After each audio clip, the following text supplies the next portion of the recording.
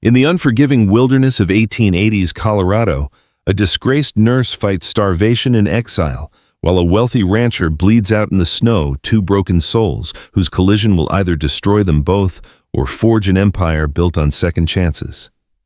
When Evelyn O'Connor drags the dying Daniel Mitchell through her cabin door, she doesn't know she's about to heal more than just his wounds.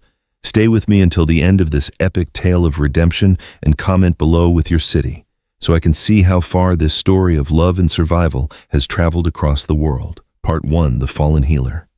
The wind howled like a banshee across the Colorado peaks, rattling the thin walls of the cabin that had become Evelyn O'Connor's prison. She pressed her back against the rough-hewn door, feeling each gust threaten to tear her shelter apart, much like the scandal that had torn her life to shreds 6 months ago. Her stomach cramped with hunger, a constant companion now, as she stared at the meager supplies scattered across her makeshift table: 3 strips of dried venison, a handful of flour barely enough for one more meal, and a bottle of whiskey she'd been saving for the day. She finally gave up.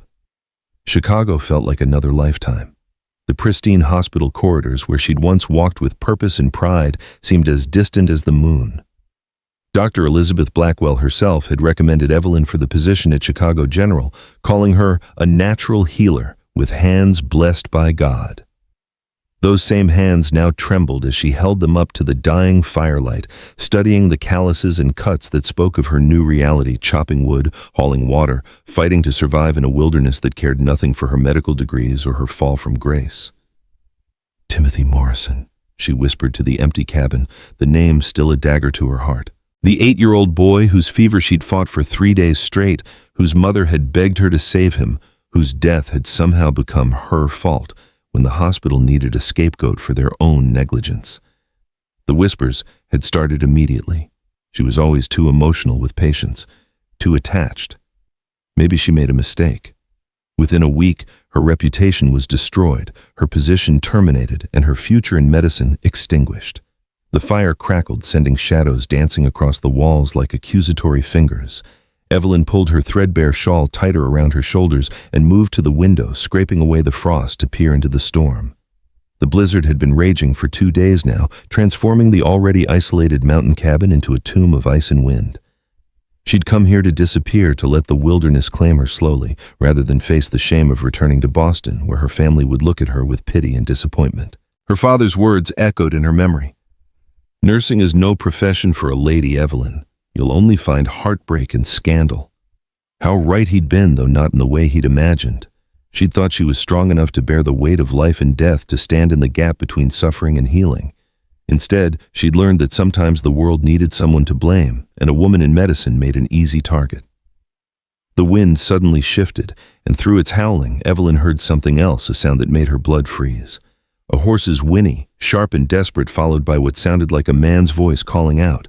She pressed her face to the glass, squinting through the swirling snow, but could see nothing beyond the white wall of the storm. Probably just the wind playing tricks, she told herself, but her hand instinctively moved to the medical bag she kept by the door, a habit she couldn't break despite everything. The leather was worn smooth from years of use, the brass clasps tarnished but still functional. Inside lay the tools of her former trade: surgical scissors needles and thread laudanum carbolic acid and bandages she'd carefully rationed. She'd told herself a dozen times to burn it all to complete her transformation from healer to hermit. But something always stopped her. The sound came again, closer this time, and definitely human. Evelyn's heart began to race as she heard the unmistakable thump of something heavy hitting her door, followed by a weak pounding that spoke of desperation rather than threat. She grabbed the hunting rifle she'd bought from a traveling merchant, though she'd never fired it, and approached the door with careful steps. "Who's there?" she called out, her voice stronger than she felt. The response was barely audible above the storm. "Please, help." Evelyn's medical training warred with her instinct for self-preservation. She was a woman alone in the wilderness, and opening her door to a stranger could mean death. But that voice, weak, pain-filled, and fading, triggered something deeper than fear. She'd taken an oath once in a ceremony that seemed like a beautiful dream now. "I solemnly pledge myself before God and in the presence of this assembly to pass my life in purity and to practice my profession faithfully." Her hands moved to the heavy wooden bar that secured the door. "Are you hurt?" Shot, came the faint reply. Please. That single word shattered her hesitation. Evelyn threw back the bar and yanked open the door, immediately gasping as the Arctic wind slammed into her. Through the swirling snow, she saw him, a tall figure in a dark coat, swaying on unsteady legs, one hand pressed to his side where crimson seeped through his fingers. His horse, a magnificent black stallion, stood behind him, with reins dragging in the snow, steam rising from its flanks. "Sweet Mary and Joseph!" Evelyn breathed, dropping the rifle and rushing forward as the man began to collapse. She caught him under his arms, staggering under his weight. He was solid muscle and bone, easily 6 feet tall, and felt the sticky warmth of blood on her hands. "Hold on to me," she commanded, her voice automatically taking on the authoritative tone she'd used countless times in the hospital. "We need to get you inside." The man's head lolled back, revealing a face that was handsome despite the pallor of blood loss, strong jaw, high cheekbones, and eyes the color of storm clouds that fought to stay focused on her face. "Angel," he mumbled, his voice thick with pain and shock. Knew you'd come." "I'm no angel," Evelyn said grimly, half dragging him toward the cabin. "But I'm what you've got." Getting him through the door was like wrestling with a fallen tree. The man, clearly a rancher or cowboy from his clothes and bearing, kept trying to help, but his strength was fading fast. Blood dripped steadily onto her clean floor as she maneuvered him toward the narrow bed in the corner of the cabin's single room. "My horse," he gasped as she lowered him onto the mattress. Can't let him freeze." "Your horse will have to wait," Evelyn said, her hands already moving to examine his wound. "You're bleeding to death." But even as she spoke, she could see the animal through the still open door, and her heart clenched. The stallion was magnificent, the kind of horse that spoke of wealth and breeding, but more than that, he was clearly devoted to his master. The animal kept looking toward the cabin, nostrils flaring as if he understood his owner was in mortal danger. "Damn," she muttered, then called out to the horse in her most commanding voice. "Come on then, get in here." The stallion needed no further invitation. He pushed through this doorway, barely fitting through the frame, and immediately moved to stand near the bed, his dark eyes fixed on his master's face. Evelyn quickly shut the door against the storm and turned back to her patient, pushing aside the surreal reality of sharing her tiny cabin with a horse. "What's your name?" she asked, beginning to cut away his shirt with her medical scissors. The fabric was fine wool, well-tailored and expensive, confirming her assessment of his status. "Daniel?" he whispered, his voice growing weaker. "Daniel Mitchell."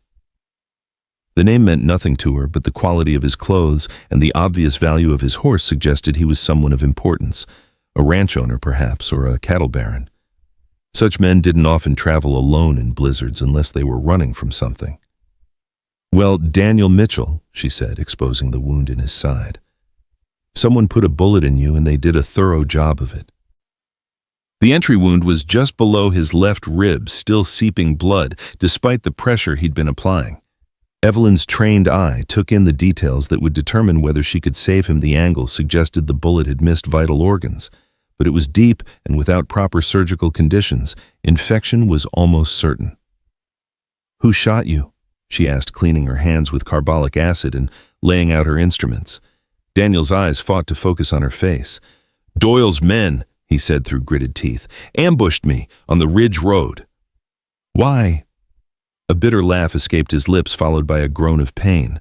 "Because I wouldn't sell. Because I stood up to him when others wouldn't."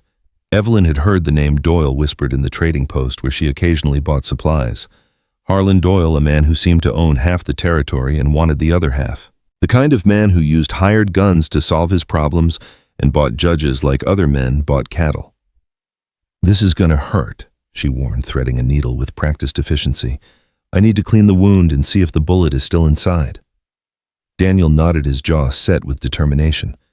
"Do what you have to do." Evelyn lit a lamp and positioned it carefully, creating a pool of steady light over her work area. Her hands moved with the confidence born of training and experience, but her heart hammered against her ribs.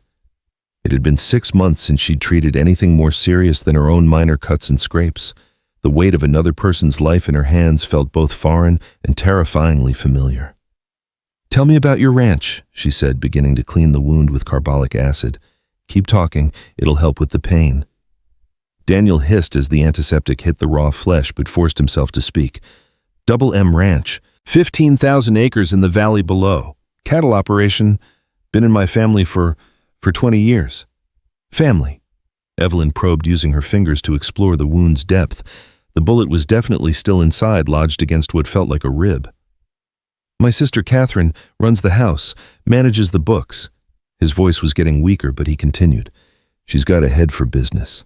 Better than most men. Always said I should find a woman like her to marry.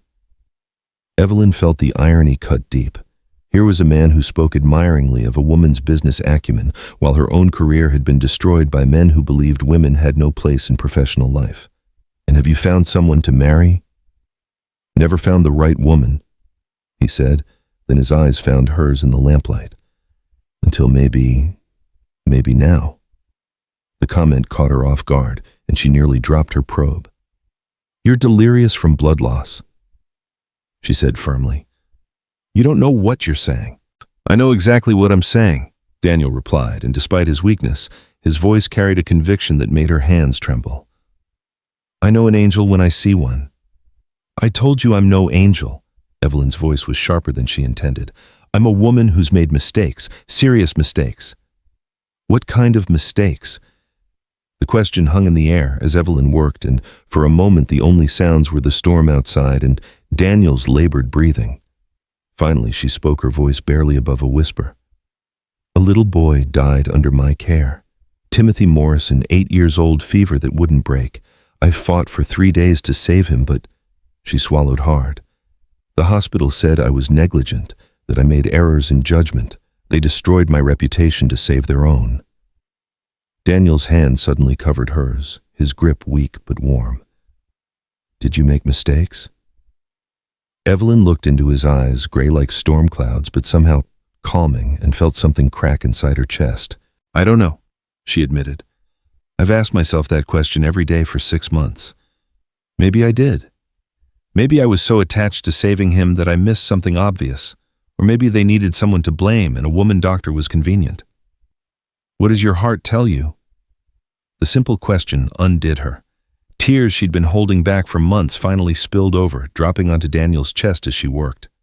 My heart tells me I tried everything I knew how to do, that I would have died myself to save that child, but maybe that's not enough. Maybe good intentions don't matter when someone dies on your watch. They matter, Daniel said firmly. They matter more than anything. Evelyn wiped her eyes with the back of her hand and refocused on her task. She'd found the bullet lodged firmly against his lower rib. Getting it out would require all her skill and more luck than she dared hope for. This is the dangerous part, she warned. The bullet is against your rib, and removing it could cause more damage than leaving it in. But if it stays, infection is almost certain. Daniel nodded. I trust you. Those 3 words hit her like a physical blow. When was the last time anyone had said that to her? When was the last time she'd trusted herself, hold on to something? She instructed, positioning her instruments. And whatever you do, don't move. The next few minutes were a test of nerves and skill, unlike anything Evelyn had faced in her medical career. Working by lamplight with improvised tools in a cabin in the middle of a blizzard, she carefully maneuvered the bullet away from Daniel's rib. His breathing grew more labored, and twice she had to stop as he fought waves of unconsciousness, but somehow he remained still. When the bullet finally came free, a misshapen piece of lead that had wreaked havoc on its journey through his body, Evelyn felt a surge of triumph mixed with relief. But the hardest part was still ahead, cleaning the wound thoroughly and stitching it closed in a way that would promote healing rather than infection. Got it, she announced, holding up the bullet. Ugly little thing, isn't it? Daniel managed a weak smile. Smaller than I expected, for something that hurt so much. As Evelyn began the delicate process of suturing the wound, she found herself talking partly to keep Daniel conscious, partly because the words seemed to flow out of their own accord after months of silence. I came here to die, she said simply. Not dramatically, just to fade away. Let the mountain take me slowly. It seemed easier than facing the world after what happened. What changed your mind? Who says I changed my mind, she countered, but there was no bite in the words. You're here. You're fighting to save me. That's not the action of someone who's given up. Evelyn paused in her stitching, considering his words. Maybe you're right. Or maybe I just can't break the habit of trying to heal people, even when I don't trust myself to do it anymore. Trust is like muscle, Daniel said, his voice growing stronger as she worked. The more you use it, the stronger it gets. The less you use it, the weaker it becomes, but it can always be rebuilt. Is that cowboy wisdom? That's life wisdom. I learned it the hard way, watching my father try to hold on to land that every other rancher in the territory wanted. He could have sold out, taken the easy money, moved somewhere safe. Instead, he chose to trust in something bigger than his fears. And now, you're doing the same thing. Now I'm bleeding in a cabin with a woman who saved my life talking about trust while she literally puts me back together with needle and thread. If that's not trust, I don't know what is. Evelyn finished the last stitch and sat back examining her work. The wound was closed, the bleeding had stopped, and if infection didn't set in, Daniel Mitchell might actually survive. It was good work, some of the best she'd ever done, and for the first time in months, she felt a flicker of the pride she'd once taken in her abilities. "There," she said, beginning to bandage the wound. "You're going to live, Mr. Mitchell, though I strongly recommend against any more midnight rides through blizzards for the next few weeks." Daniel struggled to sit up slightly, looking down at her handiwork. "Call me Daniel. And you, Dr. Evelyn O'Connor. And I'm not a doctor anymore." "What are you then?" The question caught her off guard. What was she? A failed nurse, a hermit, a woman who'd lost her way so completely she couldn't find her way back. "I don't know," she admitted. "Well, Evelyn O'Connor," Daniel said, settling back against her pillows. "Whatever you are, you just saved my life. That makes you something pretty special in my book." Outside, the storm continued to rage, but inside the cabin, something had shifted. The space that had felt like a tomb now felt like a sanctuary. Daniel's horse, who had been remarkably well behaved for such a large animal in such a small space, had settled into a corner, occasionally nickering softly as if to check on his master. "What happens now?" Evelyn asked, cleaning her instruments with the methodical care that had been drilled into her during training. "Now we wait for the storm to pass," Daniel said. "And then I need to get back to my ranch. Doyle's men didn't shoot me for sport, they're moving against me, which means they're probably moving against my sister too." Evelyn felt a chill that had nothing to do with the cold. "How many men does he have?" "Enough," Daniel said grimly. "Doyle's built himself a private army, hired guns, corrupt lawmen, politicians in his pocket. He's been squeezing the smaller ranchers for years, and now he's coming after the bigger operations." "Why doesn't the territorial government stop him?" Daniel laughed bitterly. "Because half of them are on his payroll. The ones who aren't are too scared to move against him. Doyle's got reach all the way to Denver, maybe even Washington." Evelyn absorbed this information, feeling the weight of the situation settling over her. She'd pulled Daniel Mitchell from death's door, but she might have only postponed the inevitable. If Doyle's men had tracked him this far, they might still be searching. And if they found this cabin, they won't find us tonight, Daniel said as if reading her thoughts. "This storm will cover our tracks, and my horse is too smart to be caught by Doyle's riders. But come morning, if the weather clears—" "We'll deal with morning when it comes," Evelyn said firmly. "Right now you need rest and fluids. Your body has to rebuild the blood you've lost." She moved around this cabin with purpose, heating water for tea, checking Daniel's bandages, monitoring his pulse and breathing with the automatic competence that years of nursing had ingrained in her. It felt good to be useful again, to have hands-on purpose, rather than the endless, empty hours of self-recrimination that had become her life. "Tell me about your sister," she said, settling into the chair beside his bed with her own cup of tea. "Catherine." Daniel's face softened. "She's the strongest person I know. When our parents died in an influenza outbreak 5 years ago, she took over running the household like she'd been born to it. She's only 23, but she's got the wisdom of someone twice her age. It must be hard being responsible for so much land, so many people." "It is. Some days I wonder if I'm doing right by them, all the ranch hands, their families, the people in town who depend on us for work." "Doyle makes it sound so simple. Sell out, take his money, let him worry about the hard decisions." "But you can't do that." "No," Daniel said firmly. "I can't. That land represents everything my family worked for, everything they believed in. My father used to say that a man's worth isn't measured by what he accumulates, but by what he's willing to stand up for."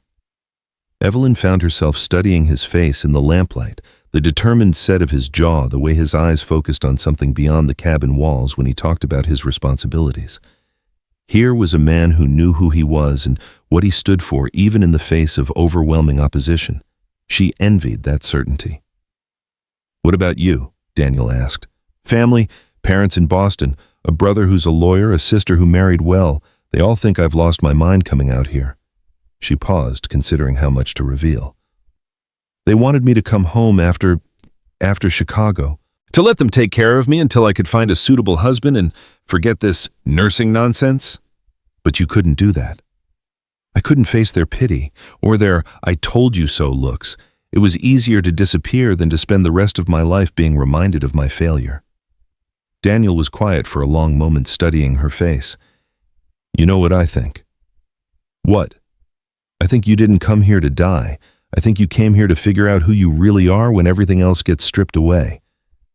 His words hit closer to the truth than Evelyn was comfortable admitting. "And have I figured it out?" "You tell me.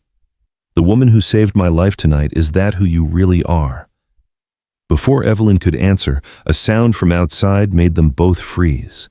It was faint but distinct, the whinny of horses muffled by the storm, but definitely there. Daniel's stallion immediately perked up, ears forward, body tense.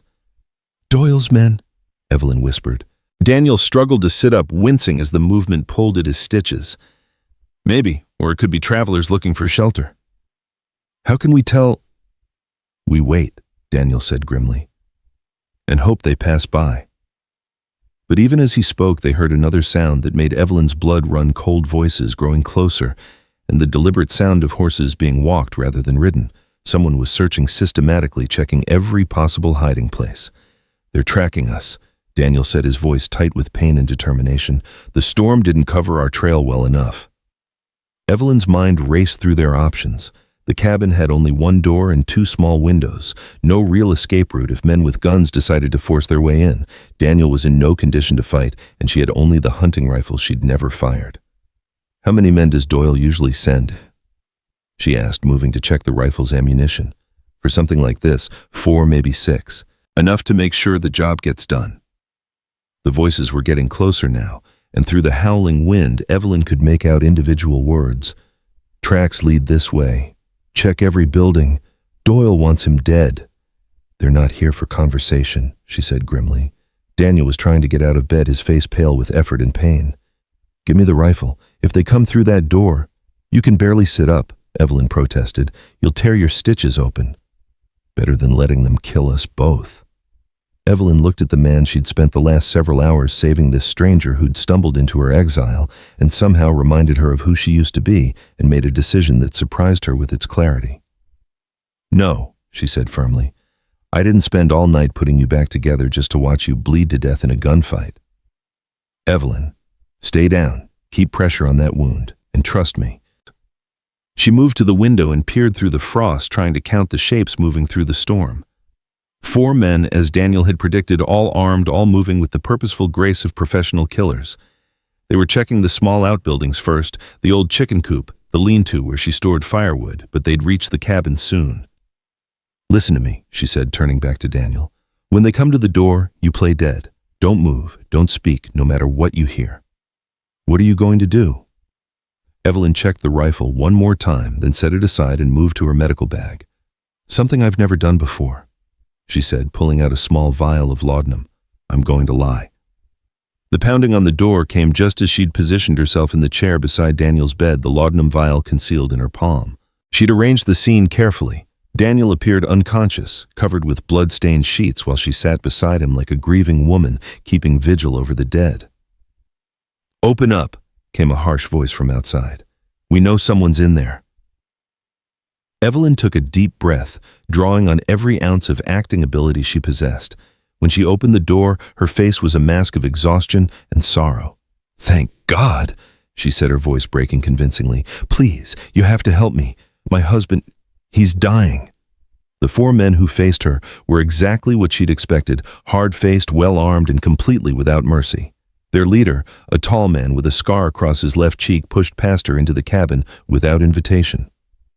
"We're looking for Daniel Mitchell," he said, his eyes scanning the room. "Heard he might have come this way." I don't know anyone by that name, Evelyn said, following him inside. My husband and I, we keep to ourselves.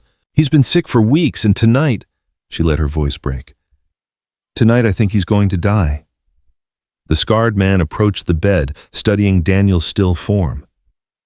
This, your husband. Thomas O'Connor, Evelyn said without hesitation. We came out here because the doctors in Denver said the mountain air might help his consumption, but he just keeps getting weaker. One of the other men, younger and clearly less experienced, looked uncomfortable. Boss, maybe we should… Shut up, the leader snapped. He moved closer to Daniel, and Evelyn held her breath. If he looked too closely, if he noticed the quality of Daniel's clothes, or the fresh bandage under the bloody sheets. He's been coughing up blood all day, she said quickly. I'm afraid it's catching. The consumption, I mean. The magic word had the desired effect. All four men stepped back slightly. Consumption was a death sentence that could spread to anyone who breathed the same air as its victims. You seen any riders come through? The leader asked, but his attention was already shifting toward the door. No one, Evelyn said. Nothing but the storm for 2 days now. The leader studied her face for a long moment, and Evelyn forced herself to meet his gaze with the steady look of a woman who had nothing to hide. Finally, he nodded to his men. Let's go. Mitchell's probably holed up somewhere else. As they filed toward the door, Evelyn allowed herself to believe they might actually leave. Then the youngest gunman stopped and pointed at Daniel's horse, which had been standing quietly in the corner. That's a hell of a horse for a consumptive, he said suspiciously. Evelyn's heart hammered, but she forced her voice to remain steady. Thomas bred horses before he got sick. That's Thunder, his pride and joy. He won't let me sell him even though we need the money for medicine. The leader looked from the horse to Daniel's still form, and for a moment, Evelyn was certain he was going to call her bluff. Then Daniel's horse, as if understanding the danger, whinnied softly and moved closer to the bed, nuzzling Daniel's hand with obvious affection.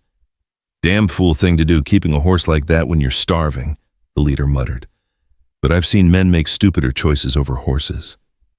Please, Evelyn said, injecting genuine desperation into her voice. If you know anything about medicine, about consumption, is there anything I can do? I can't lose him. The scarred man's expression softened slightly, the first hint of humanity she'd seen in him. Lady, if he's got the consumption, there ain't nothing you can do but make him comfortable. I'm sorry. And then they were gone, disappearing into the storm as quickly as they'd appeared.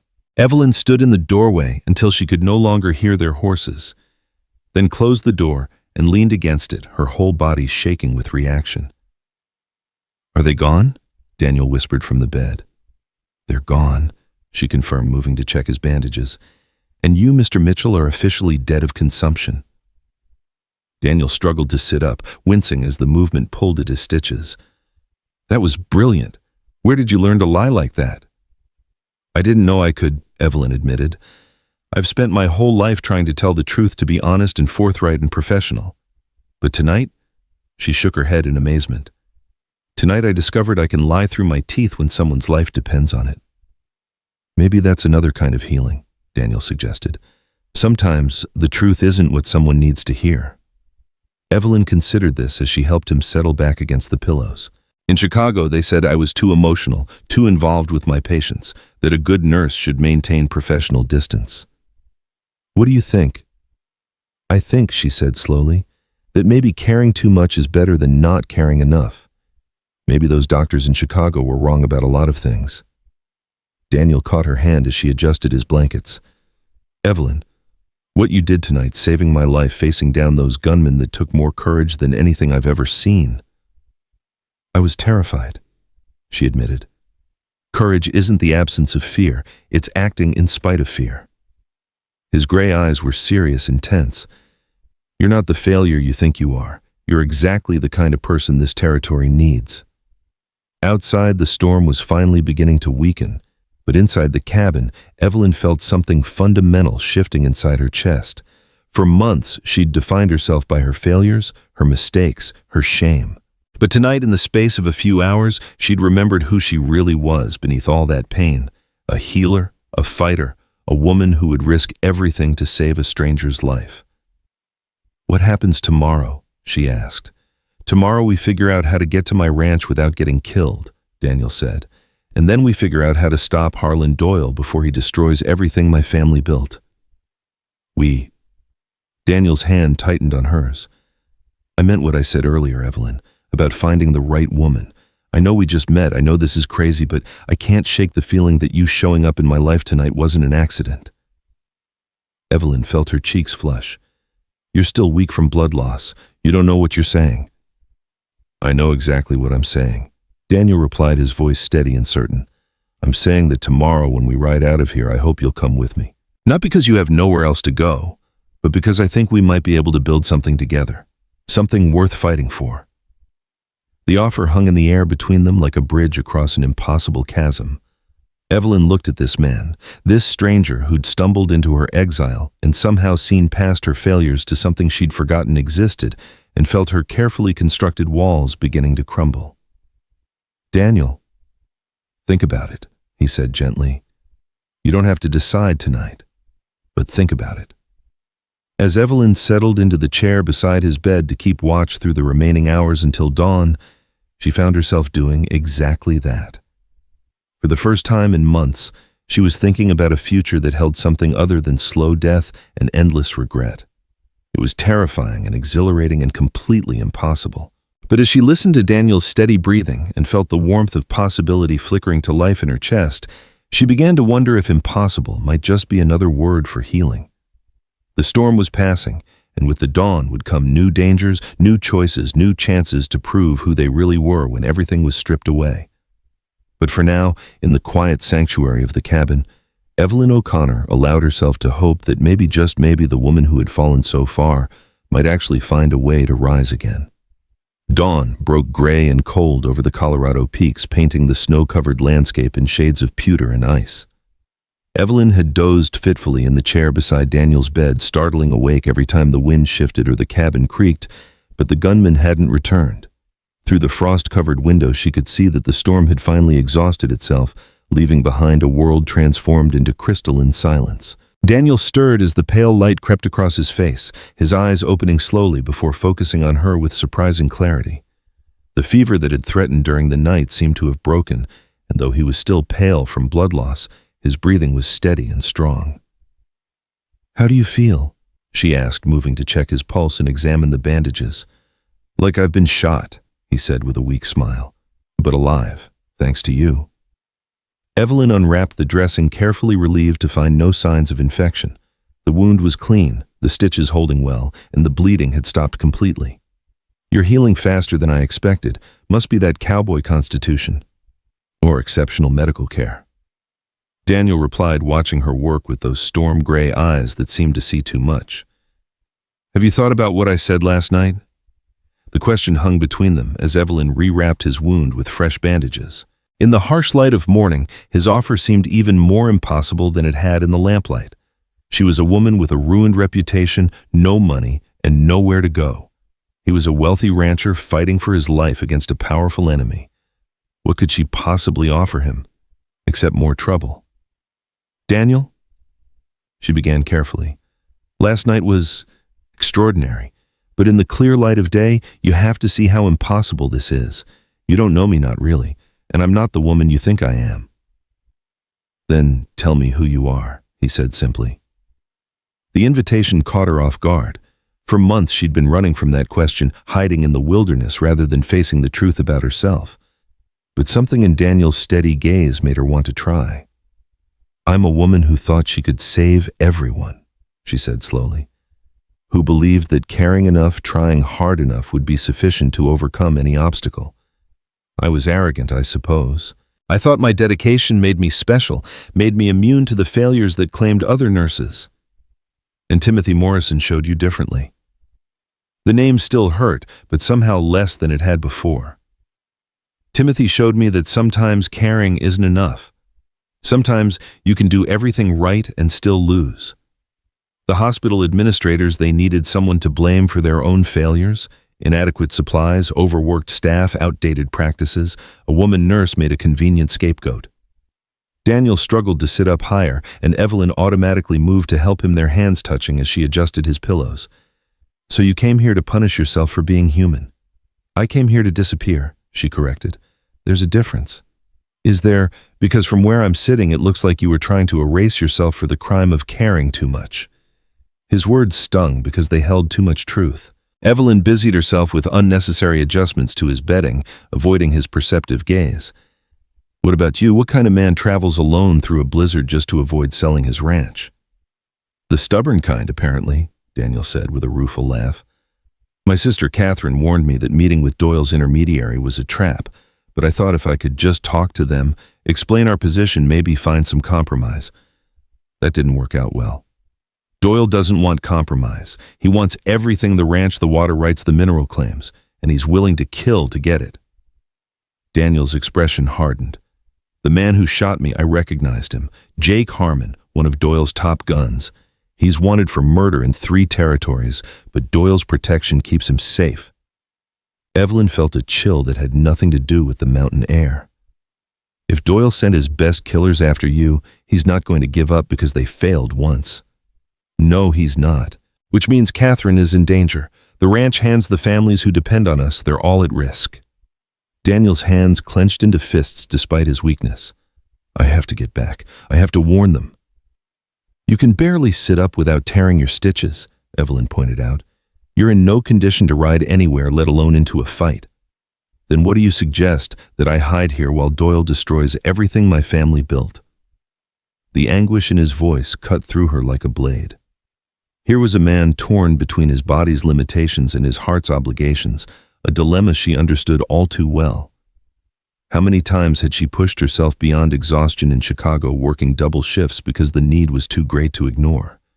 How far is your ranch? She asked.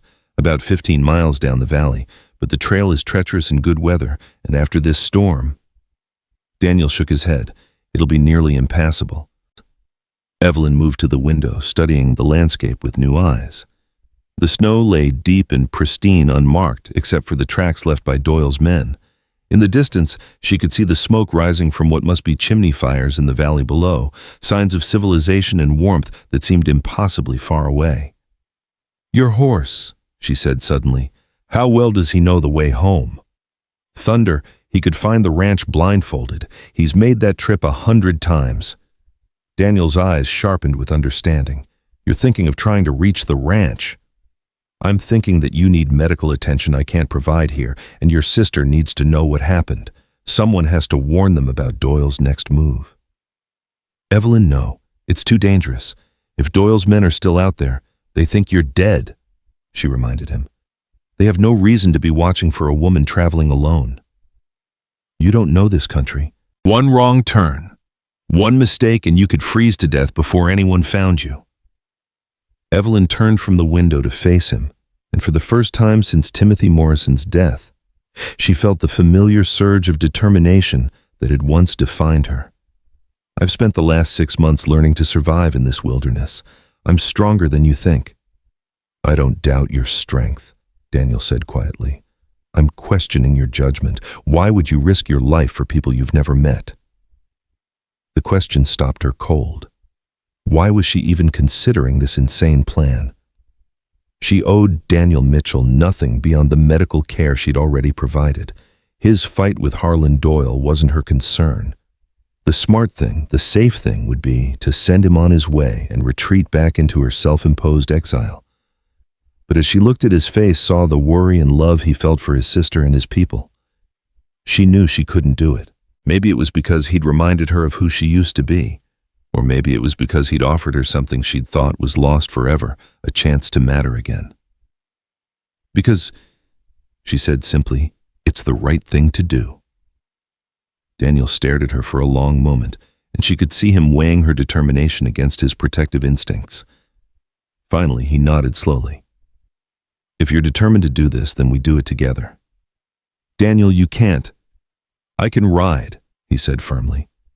Maybe not well, maybe not fast, but I can stay in the saddle long enough to reach the ranch, and Thunder can carry us both if necessary. Evelyn wanted to argue, to point out all the ways this plan could go wrong, but she could see the steel in Daniel's eyes.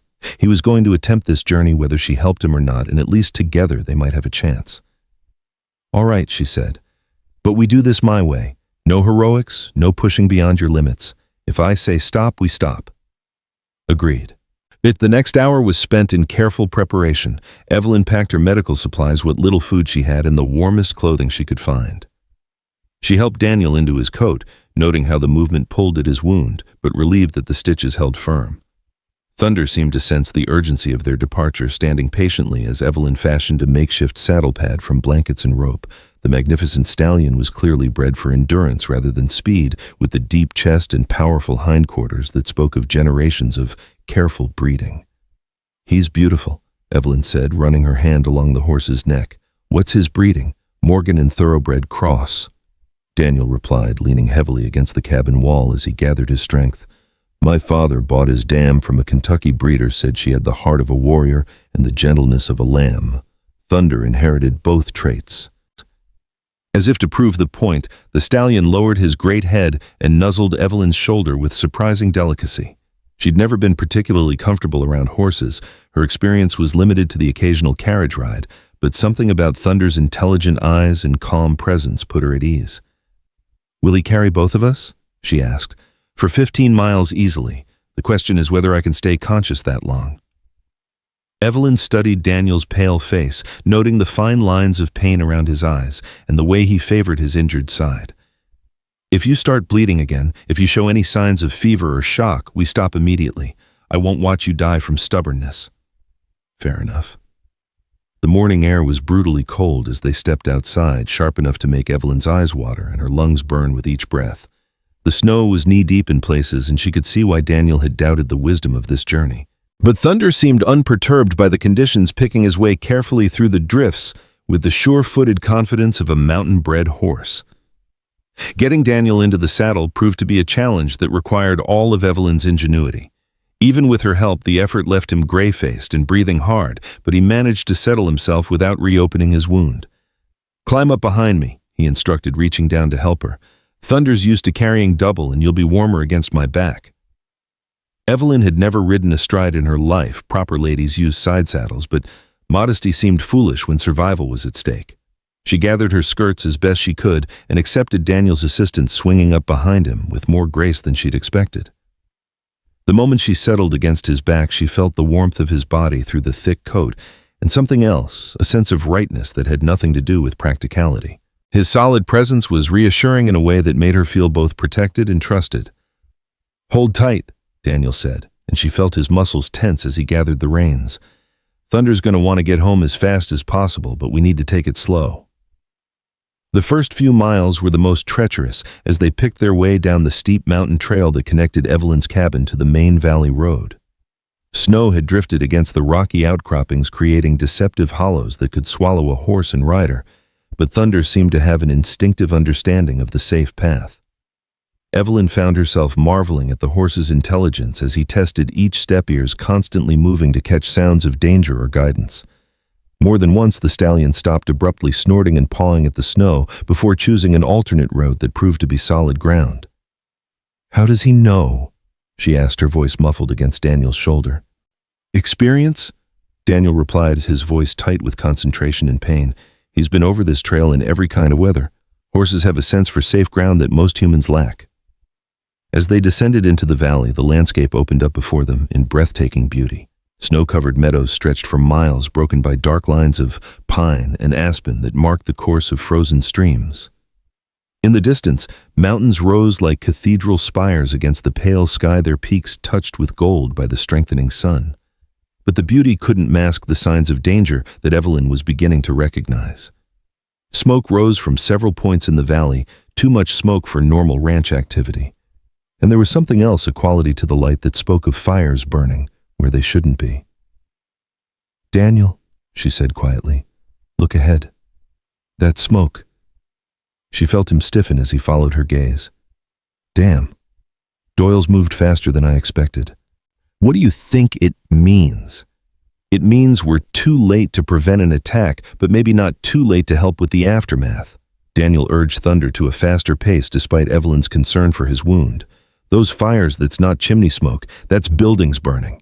The next few miles passed in tense silence, broken only by the rhythmic sound of Thunder's hooves crunching through the snow and the labored breathing that told Evelyn that Daniel was pushing himself beyond his limits. She could feel the fever starting in his body, the way his muscles trembled with more than cold, but she knew better than to suggest they stop now. As they crested a low rise that gave them a clear view of the valley floor, the full scope of the disaster became apparent. 3 separate columns of black smoke rose from what had once been thriving homesteads, their buildings reduced to charred ruins in the snow. And there in the distance stood the Double M Ranch intact, but surrounded by riders whose intent was clearly hostile. "Catherine," Daniel breathed, and Evelyn felt him gather himself for a charge that would certainly kill him in his current condition. "Wait," she said firmly, her hands tightening on his waist. "Charging in there will accomplish nothing except getting us both killed. We need a plan. While my sister faces Doyle's guns alone—" "Your sister is alive," Evelyn pointed out, studying the scene below. "If Doyle wanted her dead, those buildings would be burning too. He wants something from her, probably a signed deed to the ranch." Daniel forced himself to consider her words, though every instinct screamed at him to race to Catherine's defense. "You're right. Doyle's too smart to kill the legal owner before he has clear title to the property. So we have time to be smart about this. What do you know about the ranch layout? Is there a way to approach without being seen?"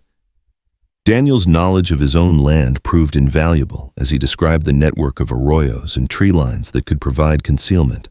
But as they drew closer, it became clear that Doyle had positioned his men with military precision, covering all the obvious approaches to the main house. "There," Daniel said, pointing to a narrow gully that ran along the eastern edge of the property. "That wash leads to the barn. If we can get Thunder close enough, I might be able to slip inside, and we might be able to slip inside." Evelyn corrected, "You're not doing this alone." "Evelyn, this isn't your fight. It became my fight the moment I pulled a bullet out of your chest," she replied with a fierceness that surprised them both. "Besides, you're going to need medical attention after whatever foolish, heroic gesture you're planning." Despite everything, Daniel smiled. "Has anyone ever told you that you're remarkably stubborn?" "Frequently. Usually right before they fire me." They left Thunder hidden in a copse of pine trees about a quarter-mile from the ranch buildings, the stallion's dark coat blending perfectly with the shadows. Daniel moved with obvious pain, but surprising stealth, his years of living on the land evident in the way he read the terrain and anticipated the guard's sight lines. The approach to the barn required them to cross 50 yards of open ground, but Daniel had timed it perfectly. As Doyle's men gathered around the main house for what appeared to be a conference, he and Evelyn sprinted across the snow-covered yard and pressed themselves against the barn's weathered wall. "Now what?" Evelyn whispered, her heart hammering from more than exertion. "Now we find out what's happening in there," Daniel replied, moving toward a window that looked toward the main house. What they saw made Evelyn's blood run cold. Catherine Mitchell stood in the center of the ranch house's main room, surrounded by 6 armed men. Even from a distance, her resemblance to Daniel was unmistakable. The same strong jaw, the same storm-gray eyes, the same stubborn set to her shoulders that spoke of absolute refusal to yield. And facing her across a table covered with legal documents was a man who could only be Harlan Doyle himself. Doyle was not what Evelyn had expected. Instead of the rough frontier desperado she'd imagined, he was elegantly dressed in a fine wool suit, his silver hair perfectly groomed, his manner that of a cultured gentleman conducting a routine business transaction. Only his eyes, cold and calculating as a snake's, revealed his true nature. "Can you hear what they're saying?" Evelyn asked. Daniel shook his head. "But I can read my sister's body language. She's refusing to sign whatever papers he's put in front of her." "How long will she be able to hold out? Catherine's the most stubborn person I know," Daniel said with pride and worry warring in his voice. "But Doyle has ways of applying pressure that don't leave marks." As if to prove his point, one of Doyle's men stepped forward and whispered something in Catherine's ear that made her face go white. She glanced toward the window, toward the barn where they were hiding, and Evelyn realized with growing horror that Doyle was using threats against Daniel to force her cooperation. "He's told her you're dead," Evelyn said, "or that he'll kill you if she doesn't sign." "Then we need to let her know I'm alive," Daniel said grimly. "And we need to do it in a way that gives us some advantage." Evelyn's mind raced through possibilities, discarding plan after plan as too dangerous or too unlikely to succeed. Then her gaze fell on the barn's hayloft, and an idea began to form, desperate and probably suicidal, but possibly their only chance. "Daniel, how good a shot are you with that rifle?" "Good enough. Why?" "Because I have an idea that's either brilliant or completely insane." At this point, I'll take either one. Evelyn outlined her plan quickly, watching Daniel's expression shift from skepticism to reluctant admiration. It was dangerous, potentially fatal, but it might be their only chance to save Catherine and the ranch. You realize, Daniel said when she finished, that if this goes wrong, we'll both be dead in about 30 seconds. Then we'd better make sure it goes right, Evelyn replied with a confidence she didn't entirely feel. The next few minutes were spent in careful preparation. Daniel positioned himself in the hayloft with a clear line of sight to the main house, while Evelyn gathered the supplies she would need for her part of the plan. It was insane, requiring split-second timing and more luck than any reasonable person should expect. But it was also the kind of bold, unexpected move that might catch Doyle off guard. "Ready?" Daniel whispered from his position above. Evelyn took a deep breath, said a quick prayer to whatever patron saint looked after foolish women attempting impossible rescues, and nodded. "Ready." What happened next would either save the Double M Ranch or get them all killed, but as Evelyn slipped out of the barn and began her approach to the main house, she felt something she hadn't experienced in months, the fierce joy of fighting for something that mattered. The game was afoot, and for the first time since Timothy Morrison's death, Evelyn O'Connor was exactly where she belonged. Evelyn's heart pounded against her ribs as she crept through the shadows toward the main house, every footstep in the snow sounding impossibly loud to her ears. The plan they'd devised was audacious. In its simplicity, she would create a distraction at the front of the house while Daniel provided cover from the barn, giving Catherine the chance she needed to escape or turn the tables on her captors. But as she drew closer to the ranch house, Evelyn could hear voices through the windows, and what she heard made her blood freeze. "Miss Mitchell?" Harlan Doyle's cultured voice carried clearly in the crisp air. "I'm afraid my patience is wearing thin. Your brother is dead, my men made certain of that, and your romantic notions about family legacy won't bring him back." "You're lying." Catherine's voice was steady despite the circumstances, carrying the same strength Evelyn had heard in Daniel's tone. "Daniel's too smart to walk into an obvious trap." Doyle's laugh was soft and cruel. "Too smart."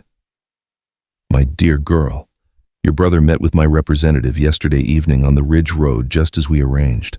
Jake Harmon put a bullet in him and left his body for the wolves.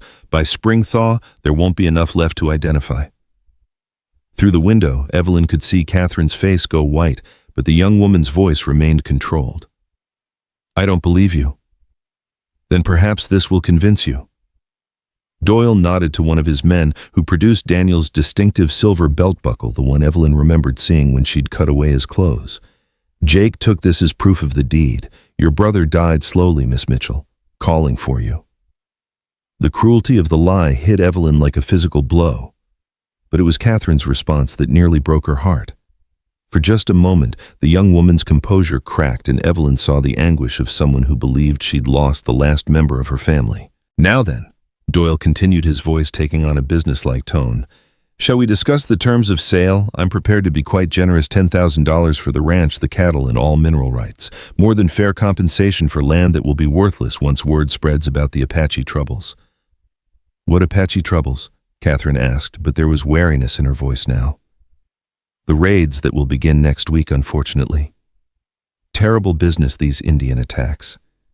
Buildings burned, cattle scattered, families forced to flee for their lives. The territorial government will have no choice but to declare this area unsafe for settlement."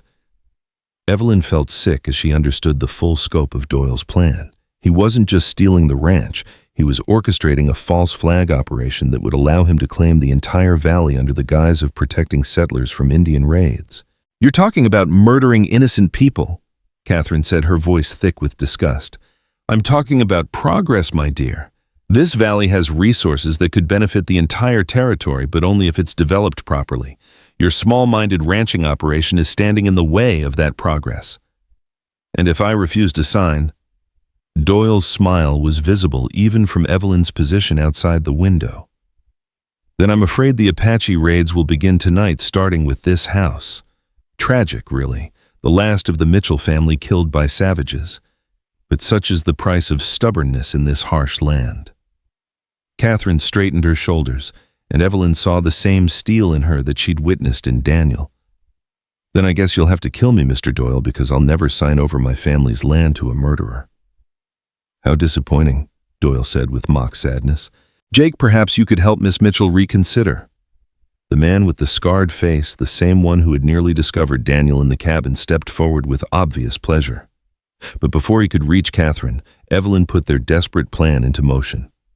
She had positioned herself near the kitchen entrance to the house, and now she struck a match and set fire to the bundle of dry grass and kindling she'd prepared. The flames caught quickly, sending smoke billowing against the kitchen window as she began screaming at the top of her lungs. Fire, fire! The kitchen's on fire! The reaction inside the house was immediate and chaotic. Doyle's men spun toward the sound, several rushing toward the kitchen, while others moved to secure Catherine.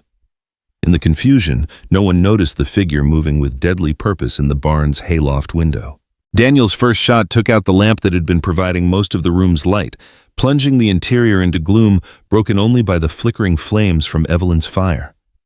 His second shot shattered the window closest to Catherine, showering glass across the room and causing Doyle's men to dive for cover. "Catherine, get down!" Daniel's voice boomed across the yard, and Evelyn saw his sister's face transform with joy and relief as she realized her brother was alive. But the momentary confusion wasn't enough to turn the tide completely. Doyle recovered quickly, shouting orders to his men while pulling a nickel-plated revolver from his coat. "It's a trick! Find them and kill them both!" Evelyn knew she had seconds before Doyle's men organized a search that would inevitably lead them to Daniel's position. The barn offered some protection, but not enough to withstand a determined assault by 6 armed men. She had to do something, anything, to keep their attention focused elsewhere. Without allowing herself time to think about the consequences, she stood up from her hiding place and walked boldly toward the front door of the house. "Mr. Doyle," she called out in her most authoritative voice, "I believe you and I need to have a conversation." The effect was electric. Every gun in the room swung toward the sound of her voice, and she could see Doyle's face through the broken window, his expression shifting from surprise to calculating interest. "And who might you be, my dear?" he called back, his tone carefully neutral. "Dr. Evelyn O'Connor." She lied smoothly, using the title she'd never quite earned but had always aspired to. "And I'm here to discuss terms." "Terms?" Doyle's laugh held genuine amusement. "What possible terms could you have to offer?" Evelyn stepped into the light spilling from the house, making herself a clear target, but also ensuring that everyone could see her clearly. "The terms under which you're going to leave this ranch immediately and never return." The silence that followed was broken only by the crackling of the small fire she'd set, which was already beginning to die down harmlessly against the stone foundation of the kitchen. Through the windows, she could see Doyle studying her with the intense focus of a predator evaluating new prey. "Dr. O'Connor," he said finally, "I'm afraid you're laboring under a misapprehension. This is a private business matter between Miss Mitchell and myself." "Nothing about this is private or businesslike," Evelyn replied, surprised by the steadiness of her own voice. "What I see is an armed man threatening a young woman in her own home. In most places, that's called assault. And in most places, young women who interfere in men's business end up regretting it very quickly." Doyle's cultured mask was beginning to slip, revealing the cold brutality underneath.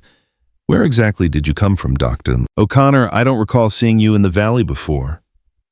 "I've been treating your handiwork," Evelyn said, letting contempt color her voice. "The man your assassin shot on the Ridge Road, he's alive, Mr. Doyle. Very much alive and very angry." She had the satisfaction of seeing genuine shock cross Doyle's features before his composure reasserted itself. "Jake assured me that Daniel Mitchell was dead." "Jake lied?" came Daniel's voice from the barn, carrying clearly across the yard. "But then lying seems to be a family trait among your employees." "Daniel," Catherine's voice was full of relief and joy. "Thank God you're alive." "I'm alive," Daniel confirmed, "and I have some very interesting things to tell the territorial marshal about Mr. Doyle's business practices." Evelyn could see Doyle's mind working, calculating odds and options with the speed of a man accustomed to adapting quickly to changing circumstances. She knew they had gained a temporary advantage, but it was fragile at best. Doyle still had superior numbers and firepower, and men like him didn't become powerful by giving up easily. "Mr. Mitchell." Doyle called out his voice, taking on a reasonable tone. "I think there's been a serious misunderstanding here. Perhaps we could discuss this like civilized men." "The only thing I want to discuss," Daniel replied, "is how quickly you and your men can get off my land." "I'm afraid that's not possible. You see, I have a legally binding contract with your sister for the purchase of this property." "A contract signed under duress isn't legally binding," Evelyn interjected, drawing on her limited knowledge of law. "And threatening someone's life to force their signature constitutes coercion." Doyle's smile was razor-sharp. "And who exactly is going to testify to that, Doctor?" "O'Connor. You, a woman whose word carries no weight in any court. Or perhaps Miss Mitchell, who will unfortunately be unavailable due to the tragic Apache raid that's about to occur." The threat was delivered with such casual cruelty that Evelyn felt a chill run down her spine, but it also crystallized her understanding of what they were truly facing. This wasn't just about one ranch or one family. It was about the kind of territory Colorado would become. Would it be a place where law and decency prevailed, or would men like Doyle shape it through violence and corruption? "Jake, say," Doyle continued, "I think it's time we ended this charade. Kill the woman first. Make sure Mitchell can see it from wherever he's hiding. Then we'll discuss terms with Miss Mitchell again." The scarred gunman raised his rifle with practiced efficiency, and Evelyn realized with crystal clarity that she was about to die. She'd gambled everything on a desperate plan, and now she was going to pay the ultimate price for her presumption. But before Jake could take aim, the sound of approaching horses echoed across the valley, not just one or two riders, but what sounded like a full company of cavalry. Doyle's men exchanged uncertain glances as the sound grew louder, and even their leader's composure showed cracks. "Boss," one of the gunmen said nervously, "that sounds like—" "I know what it sounds like," Doyle snapped, but there was tension in his voice now. "Jake, deal with these people quickly." But Jake never got the chance to follow orders. As the first uniformed riders crested the rise overlooking the ranch, Daniel's rifle spoke again from the barn, and the scarred gunman spun around with a cry of pain, his weapon flying from suddenly nerveless fingers. "This is Marshal Tom Brennan, Territorial Authority," came a powerful voice from the approaching riders. "Everyone drop your weapons immediately." What followed was the kind of chaos that Evelyn would remember in fragments for the rest of her life. Doyle's men, caught between Daniel's rifle, the approaching marshal, and their own confusion, made various attempts to salvage the situation. Two tried to use Catherine as a human shield, only to find themselves staring down the barrels of half a dozen cavalry carbines. Another attempted to escape through the back of the house, but ran directly into Evelyn, who had picked up Jake's dropped rifle and was pointing it at him with hands that shook only slightly. "I wouldn't," she advised, and something in her voice must have convinced him, because he raised his hands without argument.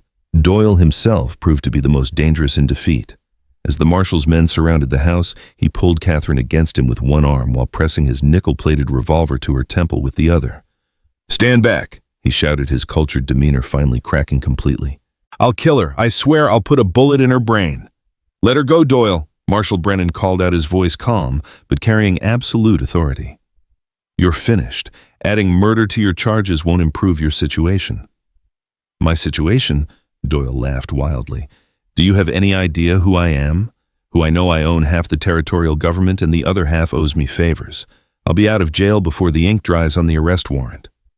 "Maybe," the marshal agreed conversationally, "but not if you harm that young lady. See, there are some lines even corrupt politicians won't let you cross, and murdering the daughter of a prominent ranching family in front of federal witnesses is one of them." For a moment, Evelyn thought Doyle might be reasonable, might realize that he'd lost and accept defeat with whatever grace he could muster. Then she saw his eyes cold, calculating and utterly without mercy, and knew that he was going to kill Catherine rather than face the humiliation of capture. Time seemed to slow as Doyle's finger tightened on the trigger. Evelyn saw Catherine's face calm and resigned, accepting death with the same courage she'd shown throughout the ordeal. She saw Marshal Brennan's hand moving toward his own weapon too slowly to make a difference. She saw Daniel rising from the barn loft window, his rifle trained on Doyle but unable to take the shot without risking his sister's life. And then Evelyn was moving not toward cover, but directly at Doyle and Catherine, her medical bag clutched in her hands like a weapon. She had no plan beyond desperation, no strategy except the impossible hope that surprise might give Catherine a chance to break free. She slammed into both of them with all the force she could muster, sending all three tumbling to the ground in a tangle of limbs and fury. Doyle's gun went off, the bullet going wide, and then Catherine was rolling away while Evelyn found herself wrestling with a man who was stronger, more experienced, and completely willing to kill her with his bare hands. The fight lasted perhaps 10 seconds, though it felt like hours. Doyle's hands found her throat squeezing with methodical precision while she clawed at his face and tried to knee him in places that would matter. Black spots danced at the edges of her vision, and she could feel her strength fading when suddenly the pressure vanished. Daniel had made it down from the barn loft despite his wound, and he hauled Doyle off her with a fury that was terrible to behold. The two men faced each other for one electric moment, Daniel swaying on his feet but implacable in his rage, Doyle calculating whether he could reach his fallen gun before Daniel's fists found him. He never got the chance to find out. Marshal Brennan stepped between them, his own revolver trained steadily on Doyle's chest. "That's enough," the marshal said quietly. "Harlan Doyle, you're under arrest for attempted murder, extortion, conspiracy, and about a dozen other charges I'll think of on the way to Denver." As the marshal's men secured Doyle and his surviving gunman, Evelyn found herself sitting in the snow, her throat burning and her hands shaking with reaction. The desperate gamble had worked, but only barely, and only because of timing, so perfect it seemed miraculous. "Are you hurt?" Daniel was kneeling beside her, his face pale with pain and concern. "Evelyn, talk to me. Are you hurt?" "I'm fine," she managed, though her voice came out as a hoarse whisper. "Catherine, I'm here." The young woman appeared at Evelyn's other side, her gray eyes so like her brother's, bright with unshed tears. "I'm here and I'm safe thanks to you." "The marshal," Evelyn croaked. "How did he know to come?" Marshal Brennan himself answered, approaching with the satisfied expression of a man who'd just closed a long-running case. "We've been tracking Doyle's operations for months, but could never get enough evidence to move against him. When word reached us about the attacks on ranchers in this valley, I decided it was time to take a closer look." "Someone sent word?" Daniel asked, struggling to his feet with Evelyn's help. "Anonymous telegram," Brennan replied. "Reached me yesterday evening. Very detailed information about Doyle's plans, including the location and timing of this meeting." Evelyn and Daniel exchanged glances, both thinking the same thing. "Catherine," Daniel said slowly, "did you send that telegram?" His sister's smile was small but triumphant. "I may not be able to outfight Doyle's men, but I'm not helpless. When his intermediary contacted me about this meeting, I knew it was a trap, so I made sure the law would be watching." "You brilliant, reckless woman," Daniel said, pulling his sister into a fierce hug. "You could have been killed." "So could you?" Catherine pointed out. "At least my plan didn't involve getting shot." Despite everything they'd been through, Evelyn found herself laughing, a sound that came out as more of a croak but felt wonderful nonetheless. Here was a family that faced mortal danger with courage, intelligence, and just enough humor to keep from drowning in their own fear. "Dr. O'Connor," Marshal Brennan said, turning his attention to Evelyn, "I'll need a full statement about your involvement in this affair, and I have to say that was either the bravest or the most foolish thing I've ever seen a civilian do." "Probably both," Evelyn admitted, "but sometimes brave and foolish look exactly the same from the outside." As the marshal's men finished securing their prisoners and began the process of cleaning up the aftermath of the confrontation, Evelyn found herself alone with Daniel and Catherine for the first time since the crisis began. The three of them sat on the ranch house porch, watching the sunset over the valley that had nearly become a battlefield. "So," Catherine said eventually, "this is the woman who saved your life." "Among other things," Daniel replied, his eyes never leaving Evelyn's face. Catherine studied Evelyn with the frank assessment of someone who is accustomed to evaluating people quickly and accurately. "Daniel told me you're a nurse." "Was a nurse?" Evelyn corrected automatically. "I'm not really anything anymore." "That's not how it looked to me," Catherine said firmly. "What I saw was a woman who put herself in mortal danger to save people she'd never met. That sounds like exactly the kind of person this territory needs." "Catherine's right," Daniel added. "What you did today, all of it from saving my life to facing down Doyle, that took more courage than anything I've ever witnessed." Evelyn felt tears threatening again, but this time they weren't tears of grief or despair. "I spent so long thinking I was a failure that I'd lost the right to call myself a healer, but today you remembered who you really are," Daniel finished. "The question is, what do you want to do about it?" The question hung in the air between them as the last light faded from the Colorado sky. In the distance, they could see the lights of the marshal's camp where Doyle and his men were spending their first night as prisoners. Closer by, smoke rose from the chimneys of the ranch buildings, promising warmth and safety after a day that had nearly ended in tragedy. "I don't know," Evelyn admitted. "For the first time in months, I honestly don't know what comes next." "Then stay," Catherine said simply. "Stay here, help us rebuild what Doyle tried to destroy. This valley needs a doctor, and we need someone we can trust." "I'm not a doctor," Evelyn protested. "I never finished my training, never earned the title." "Titles are just words," Daniel said. "What matters is what you can do, what you're willing to do. And after today, I think we all know the answer to that." As if summoned by their conversation, Marshal Brennan approached the porch, his expression serious but not unkind. "Dr. O'Connor, I've just finished interviewing Doyle's men. Interesting stories they're telling now that they realize their boss can't protect them anymore." "What kind of stories?" Daniel asked. "The kind that are going to put Harlan Doyle away for the rest of his natural life," Brennan replied with satisfaction. "Turns out our Mr. Doyle has been quite busy cattle-rustling, claim-jumping intimidation, and at least 3 murders that we can prove. Your testimony about the threats against Miss Mitchell will be the capstone on a very solid case." "And his political connections?" Evelyn asked. "Funny thing about political connections," the marshal said with a grim smile. "They tend to evaporate when the newspapers start printing stories about corruption and murder. By the time this story reaches Denver, I suspect Mr. Doyle will find himself very much alone." That night, as Evelyn settled into the guest room that Catherine had prepared for her, she found herself staring out the window at the star-filled sky above the valley. So much had changed in the space of just 2 days. She'd gone from a woman waiting to die to someone who'd helped save a family and their legacy. But more than that, she'd rediscovered something she'd thought was lost forever, the sense of purpose that came from using her skills to heal and protect others. The doubts were still there, the memories of failure and shame, but they no longer seemed to define her entire existence. A soft knock on the door interrupted her thoughts. "Come in," she called softly. Daniel entered, moving carefully, but without the painful hesitation that had marked his movements earlier in the day.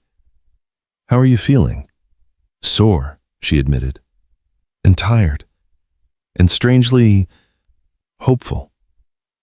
He moved to stand beside her at the window, and she was acutely aware of his presence, the warmth of his body, the steady rhythm of his breathing, the way he seemed to bring a sense of calm stability to whatever space he occupied. "I meant what I said earlier," he said quietly, "about staying, about building something together." "Daniel," she began, but he held up a hand. "I know it's too soon. I know we barely know each other, and I know you have every reason to be cautious about trusting anyone, especially a man you met under such strange circumstances." "It's not that," Evelyn said, surprising herself with the admission.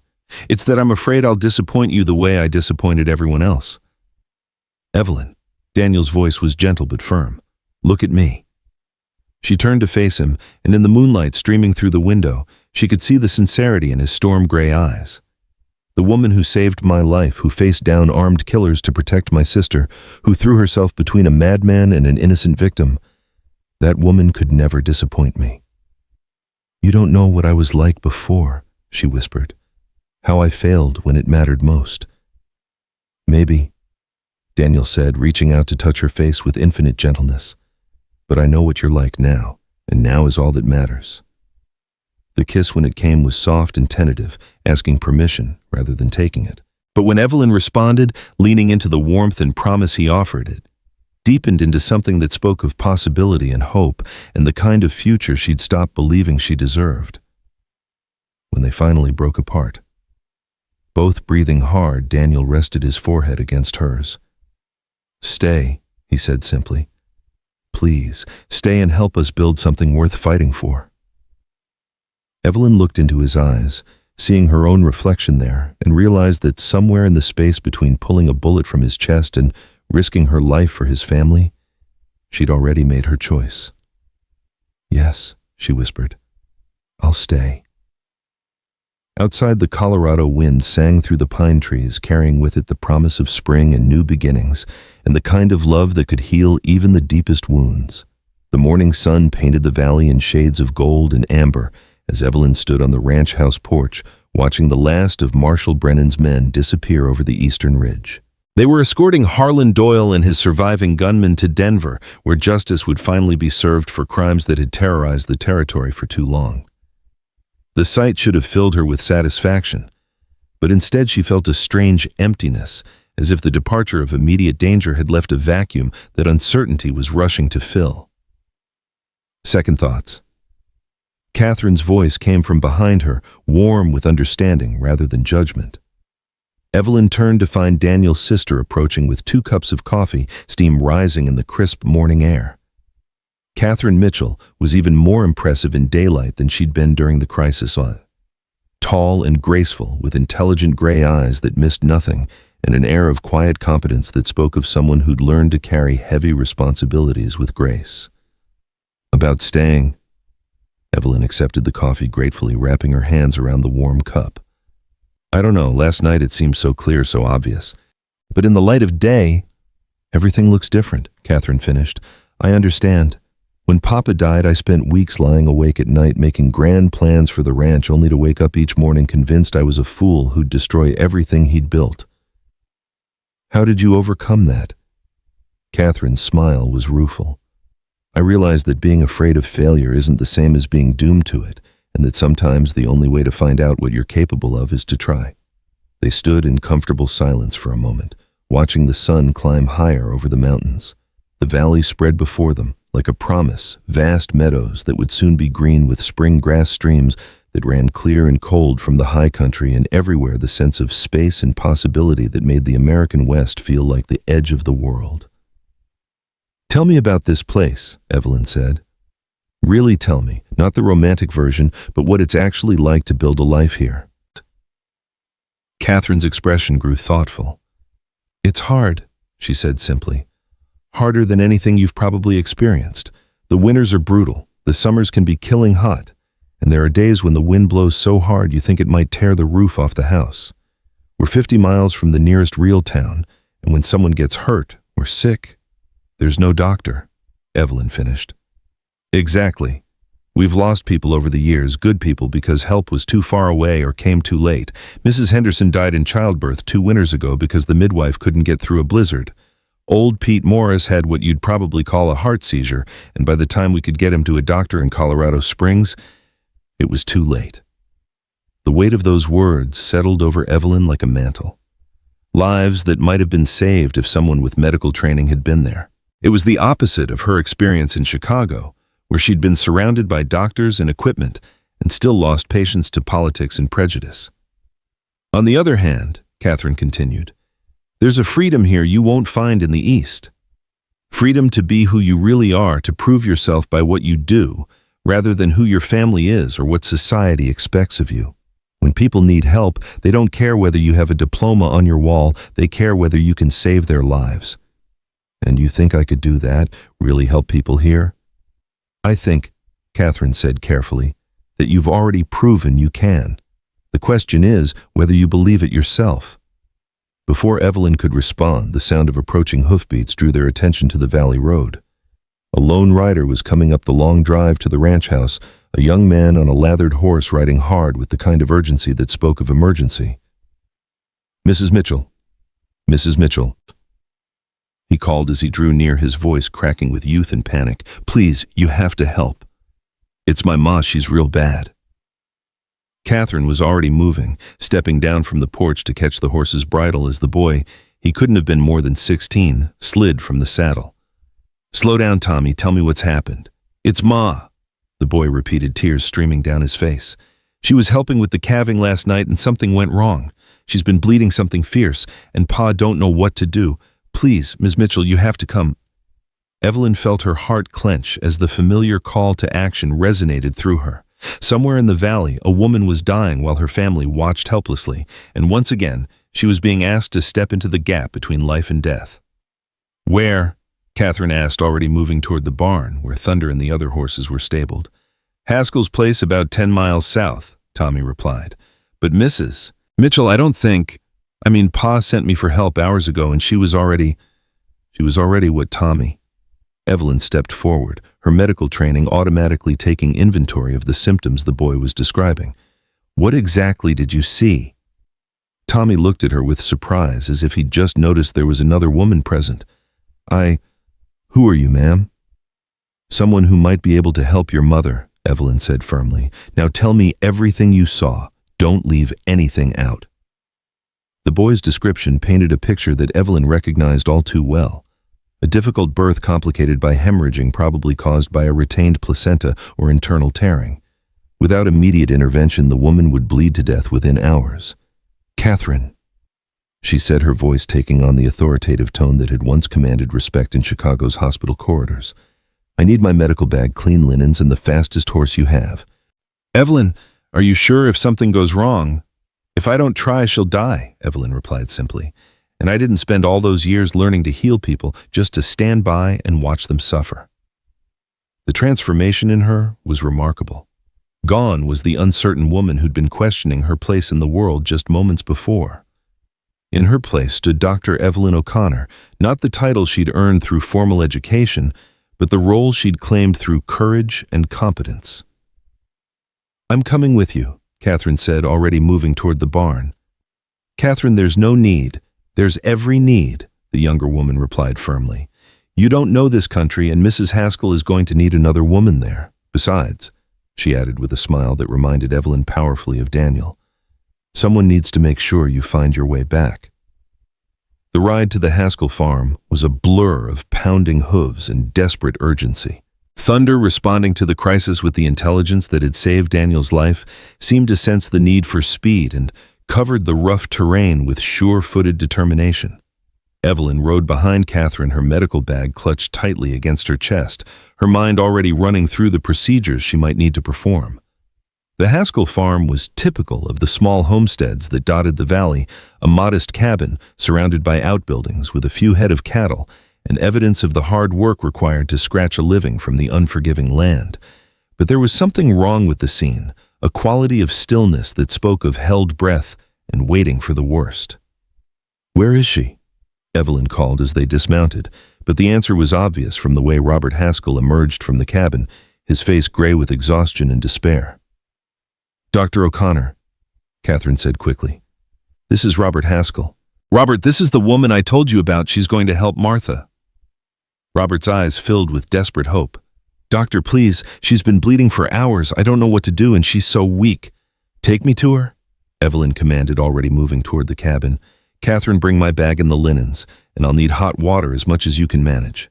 The interior of the cabin was dim and close, heavy with the metallic smell of blood and the acrid scent of fear. Martha Haskell lay on the narrow bed, her face white as parchment, breathing shallow and rapid. She was conscious, but barely, her eyes unfocused and glassy with shock. One look told Evelyn everything she needed to know. This was precisely the situation she'd faced dozens of times in Chicago. A postpartum hemorrhage that would prove fatal without immediate surgical intervention. The difference was that here in this remote cabin, she had none of the equipment or assistance she'd relied on in the hospital. "Mrs. Haskell," she said, gently kneeling beside the bed, "I'm Dr. O'Connor. I'm going to help you." Martha's eyes struggled to focus on her face. "The baby," she whispered. "Is the baby—" "The baby's fine," Robert said quickly, moving to his wife's side. "Little Sarah's perfect, Martha, but you need to rest now. Let the doctor help you." Evelyn performed a quick examination, then her trained hands confirming what she'd suspected. The bleeding was internal, probably from a tear in the cervix that had gone unnoticed during the delivery. Without surgery to repair the damage, Martha would be dead within the hour. "Catherine," she said quietly, "I need you to take Mr. Haskell and Tommy outside. Give me 15 minutes, then bring the hot water." "Doctor," Robert started to protest, "I should stay with my wife. Mr. Haskell." Evelyn's voice was gentle but implacable. "The best thing you can do for your wife right now is to let me work. Trust me." As the cabin emptied, Evelyn allowed herself one moment of pure terror. She was about to attempt a surgical procedure that she'd only assisted with in the past, using improvised instruments in less than sterile conditions, with no backup if something went wrong. If Martha Haskell died on this bed, it would be Timothy Morrison all over again, another life lost under her care, another failure to carry for the rest of her days. Then she looked at Martha's face, saw the trust in the woman's fading eyes, and felt the familiar calm that had always come to her in moments of crisis. This was what she'd been born to do, what all her training and experience had prepared her for. Not the politics and prejudice of the hospital, but this one human being fighting to save another in the most basic way possible. The next hour was the longest of Evelyn's life. Working by lamplight with tools she'd sterilized as best she could and hands that shook only slightly, she performed surgery that would have challenged an experienced physician in a fully equipped operating theater. She found the source of the bleeding, a deep laceration that had been steadily draining Martha's life away, and began the delicate process of repair. Twice, Martha's pulse grew so weak that Evelyn thought she'd lost her, and twice she managed to stabilize the bleeding enough to continue.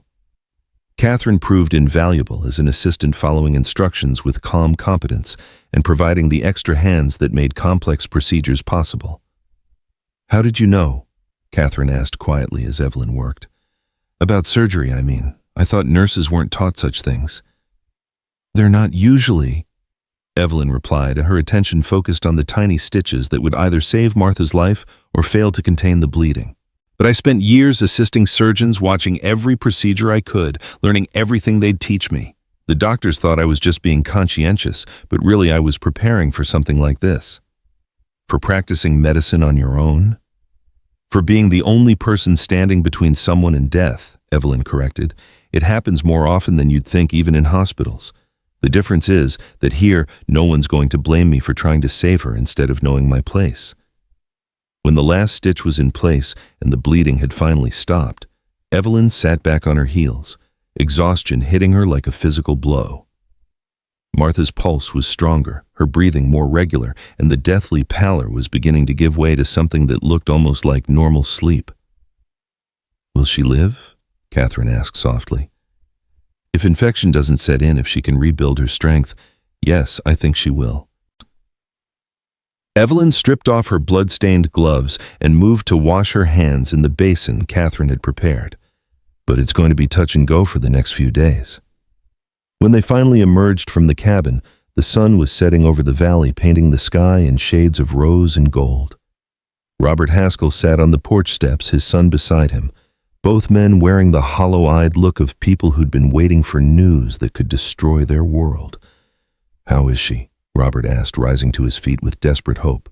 "She's going to live," Evelyn said simply, and watched as the man's knees buckled with relief. "But she's very weak, and she's going to need careful nursing for at least a week. No heavy work, plenty of rest, and someone needs to check on her regularly to make sure there are no complications." "I'll do it," Robert said immediately. "Whatever she needs, I'll make sure." "Mr. Haskell," Evelyn interrupted gently. "You're going to have your hands full with a newborn baby and all the work of running this farm. What Mrs. Haskell needs is medical supervision from someone who knows what to watch for." The implication hung in the air between them. Robert looked from Evelyn to Catherine and back again, understanding dawning in his tired eyes. "You mean you'd take care of her?" "I mean, I'll establish a practice here in the valley."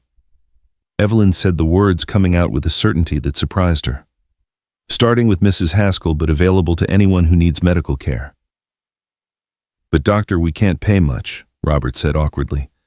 "Farming's been hard, and with the baby coming." "Mr. Haskell," Evelyn said with a smile, "I didn't save your wife's life for money. I did it because it needed doing. We'll work out compensation that makes sense for everyone." The ride back to the Double M Ranch was slower, more contemplative than their desperate journey earlier in the day. Martha Haskell was sleeping peacefully when they left her husband and son keeping vigil beside her bed, and Evelyn had promised to return the next morning to check on her progress. "So," Catherine said as they rode through the gathering dusk, "you've decided." "I've decided," Evelyn confirmed. "Though I have to admit I'm terrified. What if I can't do this?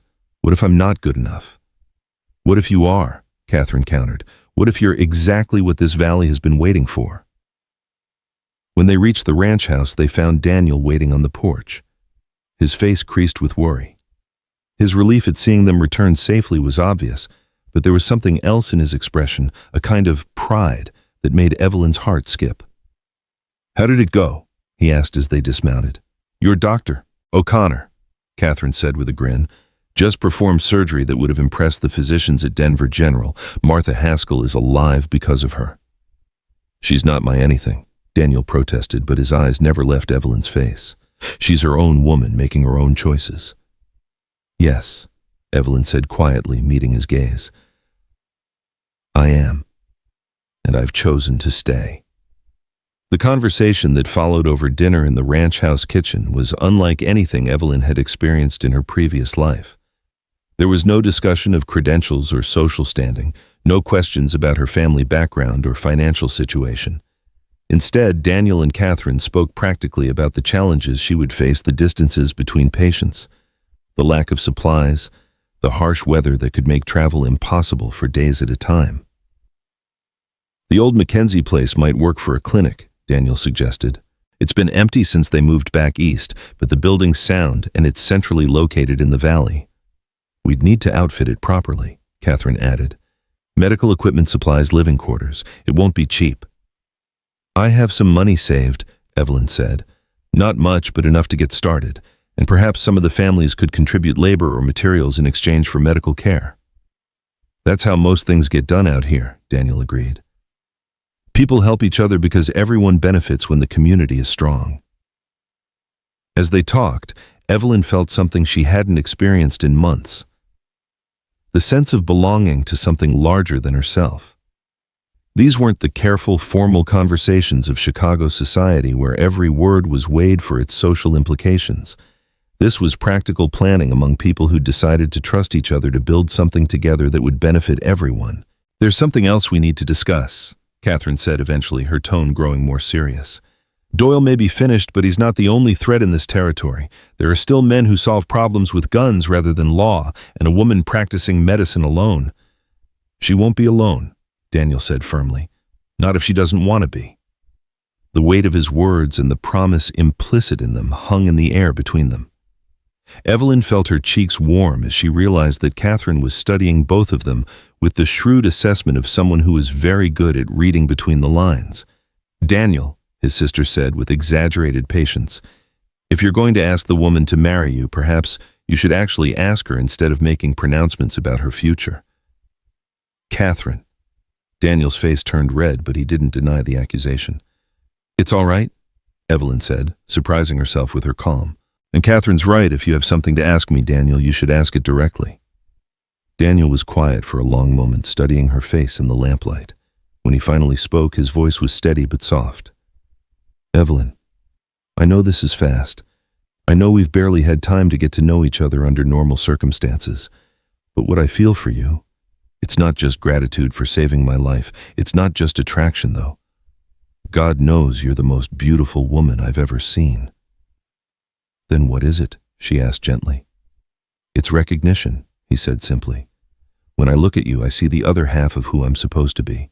Someone who fights for what's right, who cares more about helping people than about what society thinks is proper. Someone brave enough to risk everything for strangers, strong enough to start over when life knocks her down. Evelyn felt tears threatening, but they were tears of joy rather than sorrow. Daniel, I'm not asking you to give up your independence or your career, he continued. I'm asking you to share your life with someone who will support your dreams instead of trying to limit them. Someone who will stand beside you when you face down the next Harlan Doyle, because there's always going to be another one. And if I say yes, she asked, then we build something together, the ranch, your medical practice, a family if God blesses us with children. We create the kind of life where people like Martha Haskell don't have to die because help is too far away. Evelyn looked around the kitchen, at Catherine's encouraging smile, at Daniel's hopeful expression, at the warm light spilling through windows that looked out over a valley full of people who needed what she could offer. 6 months ago, she'd been Dr. Evelyn O'Connor, respected nurse at one of Chicago's finest hospitals. Then she'd been nothing, a failed woman hiding from her shame in the wilderness. Now she had the chance to become something new. A frontier doctor, a rancher's wife, a woman who measured her worth not by society's approval, but by the lives she could save and the community she could help build. Yes, she said the word coming out strong and clear. Yes, I'll marry you. Daniel's smile could have lit up the entire valley. He rose from his chair and moved around the table to take her hands, his touch gentle but sure. Are you certain? Because once you're married to a stubborn Colorado rancher, there's no going back to civilization.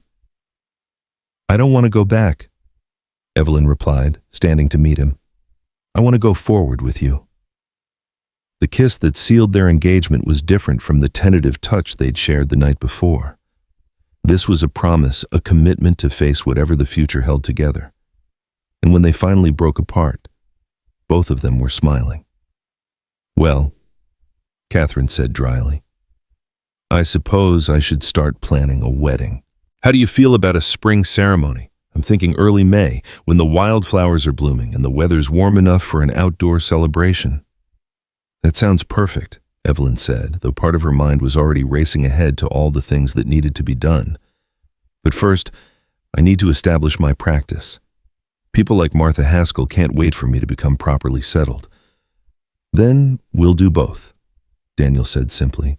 We'll work together to set up your clinic, and we'll plan our wedding, and we'll build the kind of life we want to live. As if summoned by their conversation, the sound of approaching horses drew their attention to the window. Through the darkness, they could see lanterns bobbing as a group of riders made their way up the ranch drive. Now what? Catherine muttered, but Daniel was already reaching for his rifle. Daniel Mitchell, came a familiar voice from the darkness. It's Robert Haskell. Is the doctor still there? The three of them exchanged glances, concern flickering across their faces. Had something gone wrong with Martha? Had the surgery failed after all? Here, Evelyn called, stepping onto the porch. I'm here, Mr. Haskell. But as the riders came into the circle of light cast by the house's windows, Evelyn saw that Robert wasn't alone. Behind him rode at least a dozen men and women, many of whom she didn't recognize, and their faces weren't marked by crisis or emergency. They were smiling. Doctor, Robert said as he dismounted, I hope you don't mind us coming so late, but word's gotten around the valley about what you did for Martha, and well, he gestured to the group behind him. Folks wanted to meet you properly. What followed was unlike anything Evelyn had experienced in her professional life. One by one, the valley residents introduced themselves, farmers and ranchers, cowboys and their wives, children and grandparents. They came with stories of injuries that had never properly healed, illnesses that had lingered for want of proper treatment, and most of all, gratitude for the hope that competent medical care represented. My boy's got a twisted arm from a fall last summer, one woman explained. The bones healed wrong and now he can't use it proper. Do you think... Mrs. Patterson's been having spells with her heart, another voice added. Gets short of breath, something fierce, can't do her work like she used to. And old Sam's got that cough that won't quit, been going on for months now. Each story was a reminder of the need that existed in this remote valley, the suffering that went untreated simply because qualified help was too far away. But more than that, each story was an invitation, a request for Evelyn to become part of their community, to take on the responsibility and privilege of caring for their health and well-being. I'll do everything I can, she promised, meaning every word, but I'll need your help too. Medical care isn't something one person can provide alone. It takes a whole community working together. You just tell us what you need, Doc, called out one of the younger men. Materials for your clinic supplies, whatever it takes. We take care of our own out here. As the impromptu gathering finally began to disperse with promises to visit again soon and offers of assistance with everything from construction to cooking, Evelyn found herself standing on the porch with Daniel and Catherine, watching the lanterns disappear into the darkness. Still having second thoughts? Daniel asked quietly. Evelyn looked out over the valley, her valley now, the place where she would build her new life, and felt a peace she hadn't known since before Timothy Morrison's death. None at all, she said firmly. This is where I belong. Then welcome home, Dr. O'Connor, Catherine said with a warm smile. Welcome to the family. And as the Colorado stars wheeled overhead in their ancient patterns, Evelyn O'Connor, soon to be Evelyn, Mitchell knew that she had finally found her place in the world. Not the place society had tried to assign her, but the one she had claimed through courage, competence, and the willingness to risk everything for the chance to heal a starving nurse, healed a wealthy cowboy in Snow, Part 5, a legacy of healing document. The weeks that followed passed in a blur of activity that left Evelyn both exhausted and exhilarated. Word of Martha Haskell's recovery had spread through the valley like wildfire, bringing a steady stream of patients to the makeshift clinic she'd S. The weeks that followed passed in a blur of activity that left Evelyn both exhausted and exhilarated. Word of Martha Haskell's recovery had spread through the valley like wildfire, bringing a steady stream of patients to the makeshift clinic she'd established in the old Mackenzie place. Each day brought new challenges: a cowboy with a dislocated shoulder, a child with pneumonia, an elderly woman whose diabetes had gone undiagnosed for years, but also new confirmations that this was exactly where she belonged. The building itself had required extensive renovations to transform it from an abandoned homestead into a functioning medical facility. Daniel and Catherine had thrown themselves into the project with enthusiasm that touched Evelyn's heart, but it was the broader community response that truly amazed her. Men who'd never met her appeared at dawn with lumber and nails. Women arrived with fresh bread and offers to help organize supplies. Children played in the yard while their parents worked, their laughter a constant reminder of what they were all building together. "O'Connor," called out Jake Morrison. No relation to the Timothy who still haunted her dreams as he emerged from beneath the clinic's front porch, his face streaked with dirt and satisfaction. "We've got the new foundation supports in place. Should stop that creaking in the floorboards that's been driving you to distraction." "Thank you, Jake," Evelyn replied, pausing in her inventory of medical supplies to appreciate the work being done around her. "You didn't have to give up your Sunday for this." "Didn't have to," the grizzled rancher agreed, straightening up with a grunt that spoke of too many years of hard physical labor, but wanted to. "My Sarah's breathing easier since you fixed up her lungs with that medicine you ordered from Denver. Figure I owe you more than one Sunday's work." The mention of Sarah Morrison brought a warm glow to Evelyn's chest. The 8-year-old girl had been suffering from chronic asthma, struggling to breathe in the thin mountain air until Evelyn had diagnosed the condition and prescribed a treatment regimen that included both medication and environmental modifications. Watching Sarah run and play with other children for the first time in her young life had been worth every sleepless night Evelyn had spent studying respiratory conditions. "How is the wedding planning coming along?" asked Mary Patterson, appearing at Evelyn's elbow with the silent efficiency that made her invaluable as an unofficial nursing assistant. The older woman had appointed herself Evelyn's helper after her own successful treatment for heart palpitations, and her decades of frontier experience had proven invaluable in managing the practical aspects of rural medicine. "Slowly," Evelyn admitted, setting aside her clipboard to focus on the conversation. "Between establishing the clinic and treating patients, Catherine and I barely have time to discuss flowers, let alone plan an entire ceremony." "Flowers are the least of your worries," Mary said with a knowing smile. "What matters is that you're marrying a good man who loves you for who you are, not who he thinks you should become. Everything else is just decoration." The wisdom in those words struck Evelyn with particular force. In her previous life in Chicago, she'd attended elaborate weddings that cost more than most families earned in a year. Ceremonies that seemed more focused on impressing society than celebrating love. The thought of a simple frontier wedding surrounded by people who valued her for her skills and character rather than her social connections held an appeal that surprised her with its intensity. "Speaking of Daniel," Mary continued, glancing toward the sound of hammering coming from the clinic's roof, "that man's been working himself to exhaustion getting this place ready. Might want to remind him that you need a healthy groom for the ceremony." Evelyn followed Mary's gaze upward, where she could see Daniel's silhouette against the afternoon sky as he repaired shingles damaged by winter storms. Even from this distance, she could see the careful precision with which he worked, the way he tested each board before trusting it with his weight. It was so characteristic of him, thoughtful, thorough, unwilling to take shortcuts even when no one was watching. "Daniel Mitchell," she called out, cupping her hands around her mouth, "come down from there before you fall and become my next patient." His laughter echoed across the yard as he began his careful descent. "Yes, doctor," he called back, and there was something in the way he said the title with respect and affection, rather than the condescension she'd grown accustomed to in Chicago, that made her heart skip. As Daniel climbed down the ladder, Evelyn found herself studying his face with the clinical eye that had become second nature. He looked tired, she realized, with the kind of deep exhaustion that spoke of too many 18-hour days and too little rest. The wound she'd treated was healing beautifully, but the man carrying it was pushing himself beyond reasonable limits. "How are you feeling?" she asked as he reached the ground, her hands automatically checking his pulse as she spoke. "I'm fine," he said automatically, then caught her expression and smiled. "All right, I'm tired, but we're so close to having the clinic ready, and I know how important this is to you." It's important to all of us, Evelyn corrected gently. But not more important than your health. When's the last time you had a full night's sleep? Daniel's hesitation was answer enough.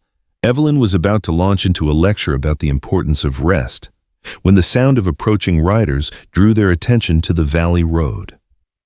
A small group was coming up the drive, but there was something different about their approach, a formality that spoke of official business rather than the casual visits they'd grown accustomed to. Expecting anyone? Daniel asked, his hand automatically moving to rest on the gun at his hip. Not that I know of, Evelyn replied, but as the riders drew closer, she recognized the lead figure and felt a mixture of anxiety and curiosity. That's Marshal Brennan. I wonder what brings him back here. The marshal's visit proved to be both more and less dramatic than they'd feared. He came bearing news of Harlan Doyle's trial, which had concluded with a conviction on all charges and a sentence that would keep the corrupt businessman behind bars for the rest of his natural life. But more importantly, he brought with him a man who introduced himself as Dr. James Hartford from the Territorial Medical Board. Dr. O'Connor, Hartford said, as they gathered in the clinic's main room, his manner formal, but not unfriendly. I've been hearing quite remarkable stories about your work in this valley, stories that prompted me to make a rather long journey to see for myself. Evelyn felt a familiar chill of apprehension. Stories about a woman practicing medicine without proper credentials. Hartford continued, and Evelyn's heart sank. About surgical procedures performed under primitive conditions, about treatments prescribed without medical licenses. Dr. Hartford. Daniel began, his voice carrying a warning edge, but the territorial official held up a hand. Please, Mr. Mitchell, let me finish. Hartford's expression was unreadable as he continued. I've spent the last 2 days traveling through this valley speaking with patients Dr. O'Connor has treated. I've examined her work, reviewed her methods, and studied the outcomes she's achieved. The silence in the room was absolute. Evelyn could hear her own heartbeat as she waited for the verdict that could destroy everything she'd built. In my 20 years of practicing medicine, Hartford said finally, I have rarely seen such consistent excellence in diagnosis and treatment. Dr. O'Connor, your work here represents the finest traditions of frontier medicine, innovative, compassionate, and remarkably effective. Relief flooded through Evelyn so powerfully that her knees nearly buckled, but Hartford wasn't finished. However, he continued, the fact remains that you are practicing without proper credentials. Technically, this puts you in violation of territorial medical statutes. So what are you saying? Catherine asked, her voice tight with concern. Hartford's stern expression suddenly cracked into a smile. I'm saying that the Territorial Medical Board has authorized me to offer Dr. O'Connor an immediate certification based on demonstrated competency. It's unusual, but not unprecedented for frontier practitioners who have proven their abilities under challenging conditions. The room erupted in celebration, but Evelyn found herself staring at Hartford in disbelief. You mean, I would be a licensed physician? More than that, Hartford replied. You would be the first woman to receive territorial medical certification in Colorado. Your work here has impressed not just me, but several influential members of the medical community who believe that competence matters more than convention. As the implications of Hartford's offer sank in, Evelyn felt a profound sense of completion. The young woman who had fled Chicago in disgrace was being offered not just redemption, but recognition of her true calling. The irony was not lost on her that she'd had to come to the edge of civilization to find acceptance in the medical profession. There is one condition, Hartford added. The board requires that you establish a formal medical practice complete with proper records and regular reporting. This valley needs a doctor, Dr. O'Connor, and we want to ensure that you're properly supported in that role. That won't be a problem, Daniel said firmly. We're already planning to expand the clinic, and the community is fully committed to supporting Dr. O'Connor's practice. Excellent, Hartford replied. Then I believe congratulations are in order, Dr. O'Connor. Welcome to the Territorial Medical Corps. As Hartford and Marshal Brennan prepared to depart, carrying with them official documents that would formalize Evelyn's new status, the marshal pulled Daniel aside for a private word. Thought you should know, Brennan said quietly. Doyle had friends who aren't happy about his conviction. Word is that some of them are talking about revenge against the people who testified against him. Daniel's expression hardened. What kind of revenge? The permanent kind, Brennan replied grimly. Nothing specific yet, but you might want to keep your eyes open. A man like Doyle doesn't go down without leaving enemies behind. The warning cast a shadow over what should have been an entirely celebratory day, but Daniel kept the marshal's concerns to himself until after the official visitors had departed. Only then, as the three of them sat on the clinic's front porch, watching the sunset over their valley, did he share Brennan's words. "So we're not finished with Doyle's legacy," Catherine said quietly. "Maybe not," Daniel agreed. "But we're stronger now than we were before. The community is united. Dr. O'Connor has official backing, and everyone in the territory knows what kind of man Doyle really was. His friends might make noise, but they don't have his resources or his protection." Evelyn listened to this exchange with the calm that came from having faced down armed killers in her own home. "Whatever comes," she said firmly, "we'll handle it together. That's what families do." The word family hung in the air between them, carrying weight that went beyond blood relationships. Over the past weeks, Evelyn had come to understand that family on the frontier meant something different than it did in the East. It meant the people who stood with you when times were hard, who shared your burdens and celebrated your victories, who chose to bind their fate to yours regardless of what the future might bring. "Speaking of family," Catherine said with a mischievous smile, "we really do need to finalize the wedding plans. Word's gotten around the valley and people are starting to ask when they should clear their calendars." "What did you have in mind?" Evelyn asked, though she was beginning to suspect that Catherine had already made most of the decisions. "May 15th, Catherine replied promptly. "The wildflowers should be perfect. The weather will be warm enough for an outdoor ceremony, and it gives us enough time to finish the clinic and get your practice fully established." "That's only 3 weeks away," Daniel protested. "Exactly," Catherine said with satisfaction. "Long enough to plan properly, short enough that you won't have time to get nervous and change your minds." The next 3 weeks passed in a whirlwind of activity that somehow managed to encompass both wedding preparations and the final establishment of Dr. Evelyn O'Connor's official medical practice. The clinic was completed with a dedication ceremony that brought together the entire Valley community, and Evelyn's first official patient, a cowboy with a broken leg, received treatment that was documented with all the proper forms and procedures required by the Territorial Medical Board. But it was the smaller moments that would stay with Evelyn forever. The morning she woke to find Daniel had planted wildflowers around the clinic's entrance, creating a garden that would bloom throughout the summer. The afternoon, Catherine taught her to bake bread using the wood-fired oven in the ranch house kitchen, sharing family recipes that had been passed down for generations. The evening, the three of them sat on the porch, planning the future expansions to the clinic improvements, to the ranch dreams of children who would grow up in this valley where courage and compassion mattered more than social convention.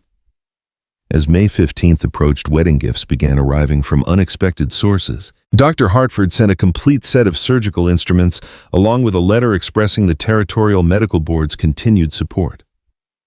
Marshal Brennan contributed a beautiful wooden cabinet for storing medicines handcrafted by a prisoner who wanted to show appreciation for the law's victory over corruption. Even former patients from Chicago who had somehow learned of her new circumstances sent letters of congratulation and small tokens of affection. The most meaningful gift, however, came from the Valley residents themselves. Working in secret, they had constructed a small chapel next to the clinic, a simple building with large windows that looked out over the mountains, furnished with benches built from local pine and decorated with wildflowers gathered from the high meadows. "We figured," explained Jake Morrison as he showed Evelyn the completed chapel, "that a doctor ought to have a proper place to get married, somewhere that feels like home." The chapel was indeed perfect, unpretentious, but beautiful, practical, but filled with love. As Evelyn stood in the doorway looking out over the valley she had come to love, she felt a profound sense of completion. The journey that had begun with disgrace and exile had led her to a place where she was not just accepted but celebrated, where her skills were valued and her heart was cherished. Having second thoughts, Daniel's voice came from behind her, warm with affection and just a hint of anxiety. "None at all," she replied, turning to face the man who had given her back her sense of purpose. "Are you—" "Only about whether I deserve you," he said honestly. "You could have gone anywhere, done anything. Why choose this? Why choose me?" Evelyn considered the question seriously, thinking about all the paths her life might have taken. She could have returned to Boston, found a position as a nurse in a respectable family, lived quietly on the margins of society. She could have moved to a larger city where her skills might have been more conventionally recognized. She could have chosen safety over adventure, convention over courage. Because, she said finally, this is where I can do the most good. This is where I can be myself, completely healer woman partner. And because you're the man who saw who I really was when I'd forgotten it myself. The wedding ceremony, when it finally took place on a perfect May morning with the sun shining bright over the Colorado peaks, was everything Evelyn had never known she wanted. Simple vows spoken before friends who had become family promises, made not to impress society but to pledge two hearts to a common future. Catherine stood beside her as maid of honor, while Jake Morrison served as Daniel's best man, their presence a reminder of the community that had embraced her when she needed it most. "Do you, Evelyn O'Connor, take Daniel Mitchell to be your husband?" asked the circuit preacher who had made the long journey from Colorado Springs specifically for the ceremony. "I do," she said, her voice carrying clearly across the chapel, filled with faces that had become dear to her. "And do you, Daniel Mitchell, take Evelyn O'Connor to be your wife?" "I do," Daniel replied, his storm-gray eyes never leaving her face. "Then, by the power vested in me by the territory of Colorado, I now pronounce you husband and wife. Daniel, you may kiss your bride." The kiss that sealed their marriage was witnessed by a congregation that erupted in cheers and applause, but for Evelyn the world had narrowed to just the two of them, two people who had found each other in the wilderness and chosen to build something beautiful together. The celebration that followed lasted well into the evening, with music and dancing and enough food to feed an army. But the moment that would stay with Evelyn forever came later, as she and Daniel stood together on the clinic's front porch, watching their guests enjoy themselves under the Colorado stars. "Dr. Mitchell," Daniel said, testing out her new name with obvious pleasure. "Mrs. Mitchell," she corrected gently. "I'm keeping O'Connor professionally, but personally I'm yours." "Are you happy?" he asked, his arm tightening around her waist. Evelyn looked out over the valley, their valley now where lights twinkled in windows that sheltered families who depended on her care. In the distance, she could see the chapel where they'd just pledged their lives to each other, and closer by the clinic where she would continue the work that gave her life meaning. "Happier than I ever thought possible," she said honestly. 6 months ago, I thought my life was over. Now it feels like it's just beginning." "What changed?" Daniel asked, though she suspected he already knew the answer. "I learned that failure isn't the end of the story," Evelyn replied. "It's just the beginning of the next chapter, and sometimes the next chapter is better than anything you could have imagined." As if summoned by their conversation, the sound of approaching hoofbeats drew their attention to the valley road. A lone rider was coming hard, his urgency evident even in the darkness. "Doc Mitchell," the rider called as he approached, and Evelyn recognized young Tommy Haskell, his voice cracking with the same panic she'd heard weeks earlier. "Doc, please, you have to come. There's been an accident at the Peterson place. A man's hurt real bad." The call to duty on her wedding night might have seemed like cruel irony, but as Evelyn gathered her medical bag and prepared to answer yet another emergency, she felt only gratitude. This was her life now, healer, wife, pillar of a community that valued her for who she was rather than what society expected her to be. "Go," Daniel said softly, understanding her need to respond. "I'll saddle Thunder." "We'll both go," she corrected. "That's what partners do." As they rode through the night toward another crisis, another opportunity to heal and help, Evelyn reflected on the journey that had brought her to this moment. The woman who had fled Chicago in disgrace was gone, replaced by someone stronger, more confident, more complete. Dr. Evelyn Mitchell. The name felt right. Felt like home was exactly who she was meant to be. The stars wheeled overhead in their ancient patterns, the same stars that had witnessed her arrival in this valley as a broken woman seeking only to disappear. Now they looked down on a couple riding together toward whatever the future might hold, united in purpose and bound by love that had been forged in the crucible of shared danger and mutual respect. Behind them, the lights of the wedding celebration continued to twinkle in the darkness. But ahead lay the real adventure, a lifetime of healing, of building, of creating something beautiful and lasting in the midst of an unforgiving but magnificent wilderness. And as the Colorado wind sang through the pine trees, carrying with it the promise of spring and new beginnings, Evelyn knew that she had finally found her place in the world. The transformation was complete. The starving nurse who had healed a wealthy cowboy in the snow had become a respected doctor, a beloved wife, and the heart of a community that would thrive under her care. From the ashes of failure had risen something beautiful, something lasting, something worthy of the courage it had taken to begin again.